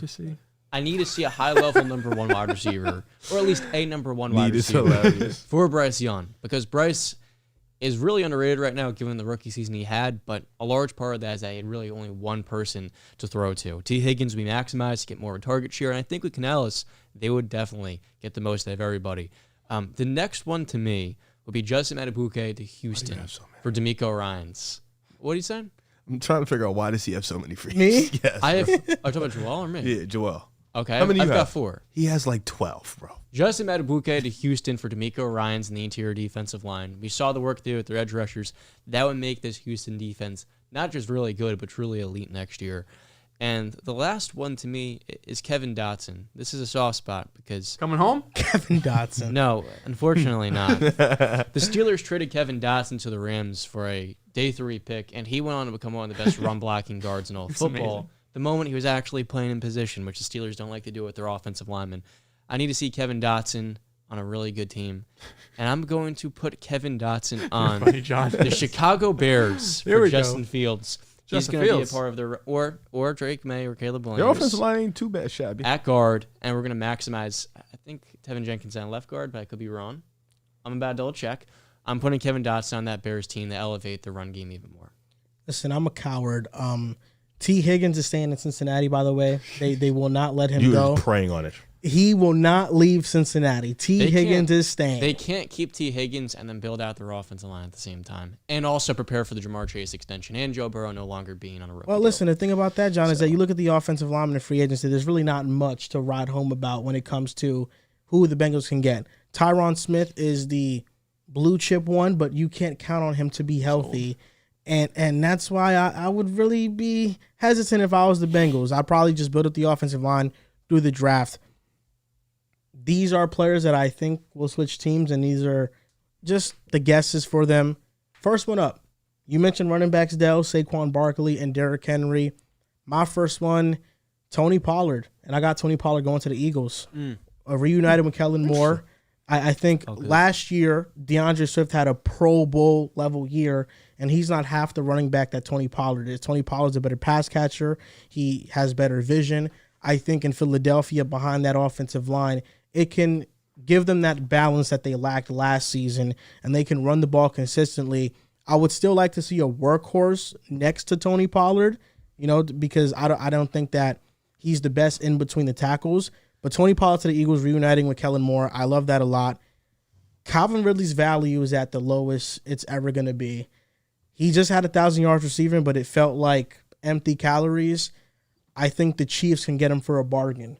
A team that is paying their quarterback so much money, that has to build their team through the draft now, they have to find these bargain guys. And I think if you can add Calvin Ridley to the Chiefs with Travis Kelce and Rashee Rice, you now make their offense more explosive than it's been in the last 2 years. And I think with the year of coming back to the game of football, he'll be even better next year. And it can be maybe a 1-year prove-it deal for Ridley in KC, kind of like it was for Juju Smith-Schuster. My next one is for the Detroit Lions. Aiden Hutchinson is a superstar, but they need somebody opposite of him to be dominant, and I think that could be Bryce Huff. Bryce Huff to the Detroit Lions. The Lions have a lot of cap space. If you can have an edge rushing duo of Bryce Huff and Aiden Hutchinson with Aleem McNeil on the interior of that defensive line, man, I think they get so much better as a team. I was thinking about L'Jarius Sneed to the Lions, but Oh my God. I think L'Jarius Sneed to me feels more like a Minnesota Viking. Someone that could play under Brian Flores is a physical corner. He's going to be left on islands because Flores blitzes a lot. I feel like that's a perfect scheme fit for L'Jarius Sneed. And then my last one is Levante David to the Green Bay Packers. The Packers need a field general at linebacker. Devondre Campbell had that one great season and fell off. Quay Walker is up and coming.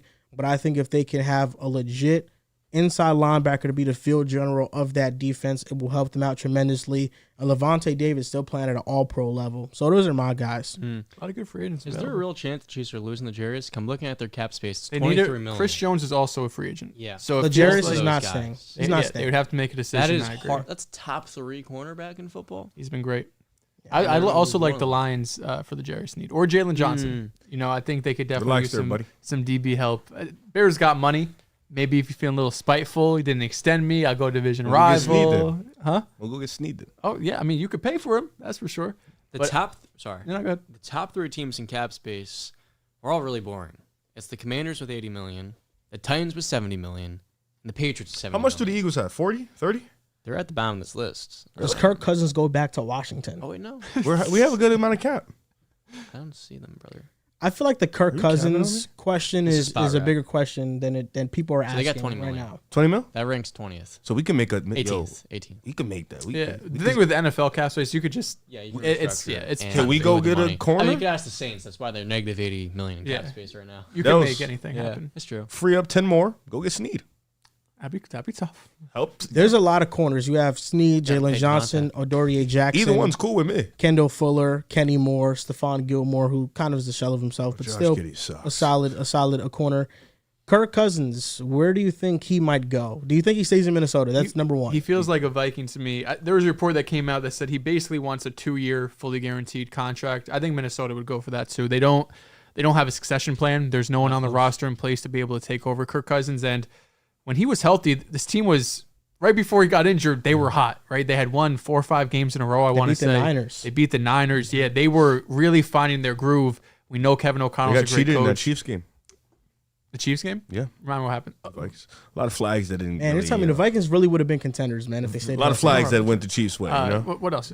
But then you also have Brian Flores on the defensive side. So you have your head coach with the offense, DC for the defense. I think both, do it at a pretty high level too. Yeah, I mean, coming off a torn Achilles at 35, he needs to have strong protection at tackle, and the Vikings have that. Justin Jefferson missed half of last year, but getting that second year Jordan Addison and a third with Kevin O'Connell is going to be pretty huge. Really, there's no other suitor. I mean, I was going to Atlanta ask, would be is the there only any one. other place Kirk Cousins would go? Maybe Atlanta, but their pass protection's worse. The defense is probably same level.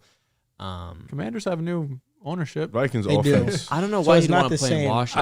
I I don't think there's regime. many situations where Like, you have yes, Jettas, I think Addison, as long as TJ. Minnesota's contract is fair, Sure. he's not going to ask for $200 million, nothing crazy. Like as long as the contract's fair, I think he Kirk stays in feels like a Minnesota. Viking too. I love him in Minnesota. His family's there. I Exactly. feel like Not he's just a a guy to family move his dude. family. Yeah. And Washington, they may have gotten new ownership, but that offensive line has killed many of their quarterbacks in the It is shaky. past. it could be very similar with an older quarterback. And they have the number 2 pick, so I don't know why we're talking about this, actually. Yeah. Forgot about that. The last thing we'll talk about on this show is that Ben Johnson is returning to the Lions. Nope.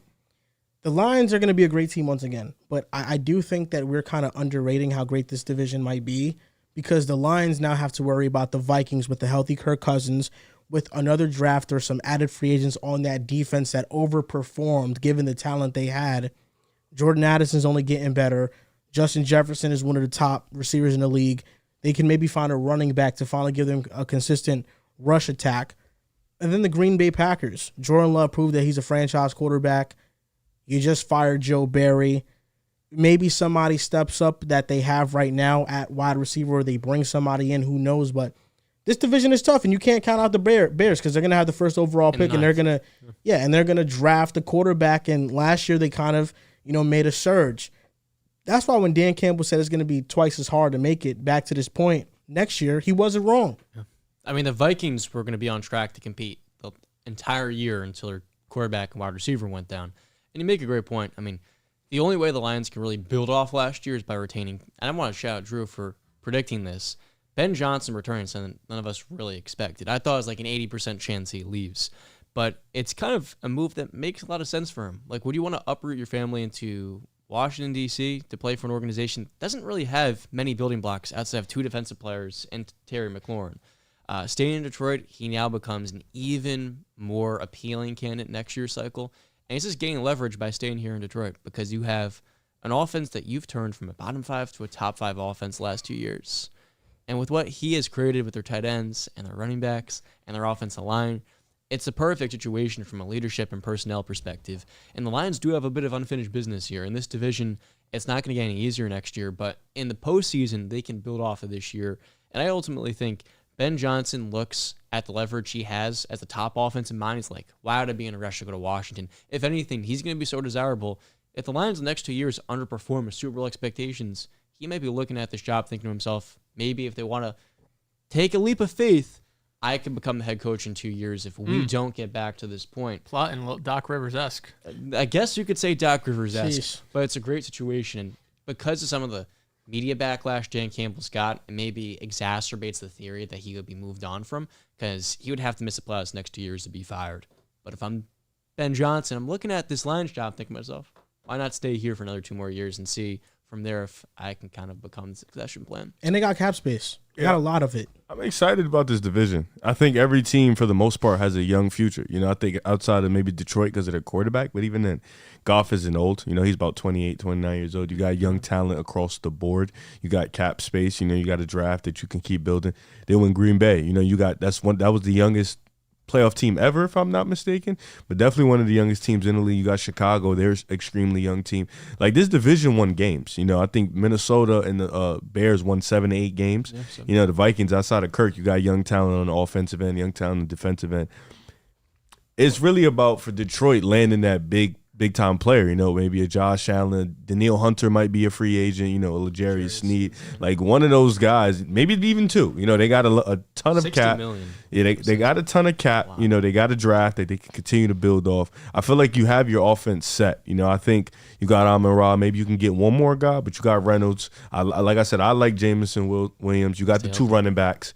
It's really about continuing to build that defense, and he said, like when Dan said we might not do it again, it's a good point because you just seen the Eagles. You seen the Eagles come back this year after come off a Super Bowl and they were a first-round exit. So, that could potentially happen. In the NFC, we've only really seen, the Niners consistently get to the NFC Championship. Then, Aaron Rodgers, he made it to the second round and so far and so on.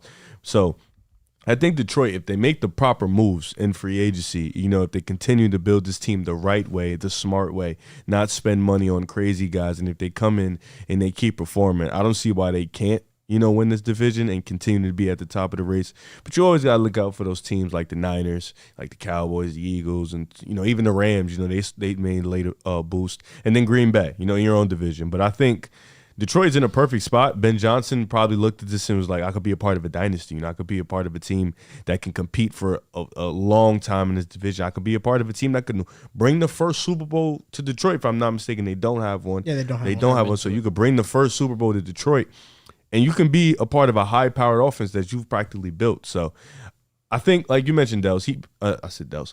Like you mentioned, John. He might be there for 2 or 3 more years, and maybe. Yeah, sorry. Oh, you guys look alike. And then, wait for Dan to get out of there and take the opening job. But I think he's seen something in this team. I think he wants to be part of it, and I'm excited that he stays. The world is not ready for the Lions-Bengals Super Bowl next year. What? We're not. It's not happening. Okay. I have a real question. Who's played a larger role in the Lions turnaround, Dan Campbell or Ben Johnson? Fuck. No, sorry. I thought I mixed up their names. Yeah, you said it right. Yeah, you said it right. I thought I mixed up their last names. No. Who's played a larger role in the Lions? Dan Johnson and Ben Campbell? Ben Johnson or Dan Campbell? That's what you thought. It's been Ben Johnson. Dan Campbell did hire Ben Johnson. Just kind of got to say that. You're right. But he was really a promotion from the Matt Patricia staff. Was Ben Johnson not brought over with Campbell?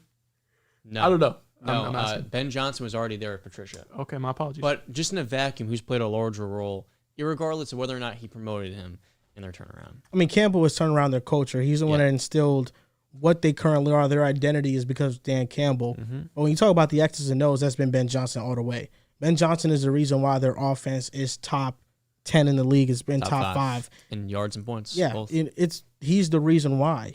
He's the reason why Jared Goff has matured and become an even better quarterback. Mm-hmm. So I would go Ben Johnson. I think he's played more of a role. It's a good question because you could have the same conversation last year with Sirianni and Shane Steichen. Yeah. And if you would have said Shane Steichen, you probably would have been right because the way the Eagles are looking right now isn't great. I don't think Ben Johnson going back to Detroit can be understated enough. Like this, I don't want to overreact, but it feels like franchise-altering type of move because this was just 2 days ago. We were up here saying, you know what, man? This feels like a lot like the Eagles of last year. It feels like the Dan Quinn, Kyle Shanahan era. We were just going through, all of these teams who had a non-offensive minded head coach lose their top offensive guy, and then it all fell apart. It never got back to those mountaintops again. But Ben Johnson coming back, I'm still curious which side it comes from because on one end you had reports a couple weeks ago saying that Ben Johnson's more or less a lock to get the commander's job, right? As long as he wants it. And then once it got reported that he was going back to Detroit, Adam Schefter said he was never as highly regarded as the public thought or the public perceived.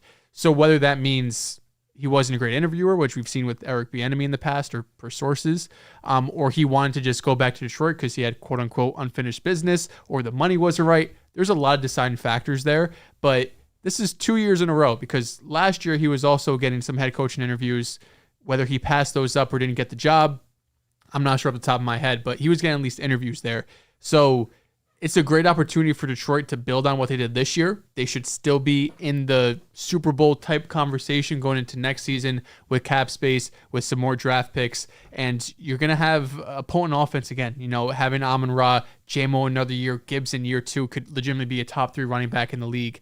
Lions fans I think they could take a deep breath. It was a tough L to take. Yep. It's the opposite of the Ravens. The Ravens took the tough L. They lost their top coordinator. Detroit, at least you kept your top dude, so the offense should be great again. Next closest thing to going to the Super Bowl is this. You're not wrong. Yeah. You're not wrong. Yeah, I mean, and they're not far off, and they have the assets to get even better. Yeah. They have 2 offensive line free agents, Graham Glasgow and Jonah Jackson. Those are guys that maybe Jonah Jackson walks. He was kind of underwhelming this past season. And offensively, Amon-Ra, Laporta are centerpieces, so is Gibbs. They're going to be able to run the ball. We'll see if Jameson Williams can improve on the flashes that he showed. But defense is where I really think they can make the biggest turnaround. I mean, if they can sign a lockdown corner, because they got the cap space to sign one and also an edge rusher. If they bring in Bryce Huff and they bring in L'Jarius Sneed, and then in the draft with the 29th pick, they draft someone like Jerzon Newton out of Illinois, right. And you now have an elite defensive line. You have a secondary you trust, and you have young players on the defense as well that are improving, like Jack Campbell and Brian Branch. So I feel like this team is legitimately a defense away from being a legit Super Bowl caliber team. Right. The tough thing is they have $60 million in cap space, but they've got to extend not just Amon-Ra St. Brown and Penei Sewell, but Lee McNeil. And that's going to take a huge – and Jared Goff too. I don't know if he's going to make more than his current contract, but it's possible. He'll definitely make 40 to 45 mil. Okay. Daniel Jones got 40 mil. Yeah, but the only 2 years were actually guaranteed. So it's really a 2-year contract. So they're not really going to have enough to sign a luxurious need to me. They can sign one. They can sign one prime I time can see them player. signing Bryce Huff. Yeah, for sure. Because that's he's an not under the gonna be radar someone to guy. break his bank on. So you think Bryce Huff leaves New York? I think he does. I think so too. I think we got Jermaine, we got Will McDonald. They'll play. Bryce Huff to Detroit kind of sounds like a lock to me. I think they'd be willing to pay him. And he's another one of those guys that fits the Lions, Dan Campbell identity, overlooked. I now produce and my team is not going to pay me or keep me. I'm going to walk in free agency, even though, he's progressively gotten better each year. And he's an under the radar guy he's an elite player, legitimately elite. Right. The NFC North is going to be tough, but if the Lions make the sound and smart free agent decisions and moves, then I think they can win the division again. It really comes down to preparing for next year, is the way I should put it, because you have to save for that next all season. You're going to give Penny his 5th-year option, but the other guys are not going to be able to. And if you're saying Goss getting a $50 million or a $40 million contract, that's $10 million more than what he's getting right now. So I don't know if they're really going to have that much flexibility, if any at all. Yeah, it's an interesting point. And that's going to do it for this episode of the Pick a Side podcast, episode 349. $9.50. McDonald's? Jesus. The XL hot chocolate with 2 extra sugars wasn't enough. It's too late to cook. I'm We tired. could go to McDonald's. You guys can A white follow brother. us on Instagram and on TikTok at Pick a Side Podcast, on Twitter at Pick a Side Pod. Also, want to let you guys know about the merch drop. Click the link in the description. Go to pickasidepodcast.com. Wait for the pop-up, enter your email, and sign up. The hoodie drop will be this Friday, February 3rd. This Saturday, February 3rd at 1 p.m., but you can get it at 12 p.m. If you join the Patreon. There will be an early link sent out to you guys. Only 60 hoodies. Yes. They might not be out to the $59, public. I bought one. Oh, you did buy one? No. Oh, okay. So 60 total hoodies, so make sure you guys are fast because we don't know if they're going to last that long. So thank you guys for watching, and we'll see you guys next time.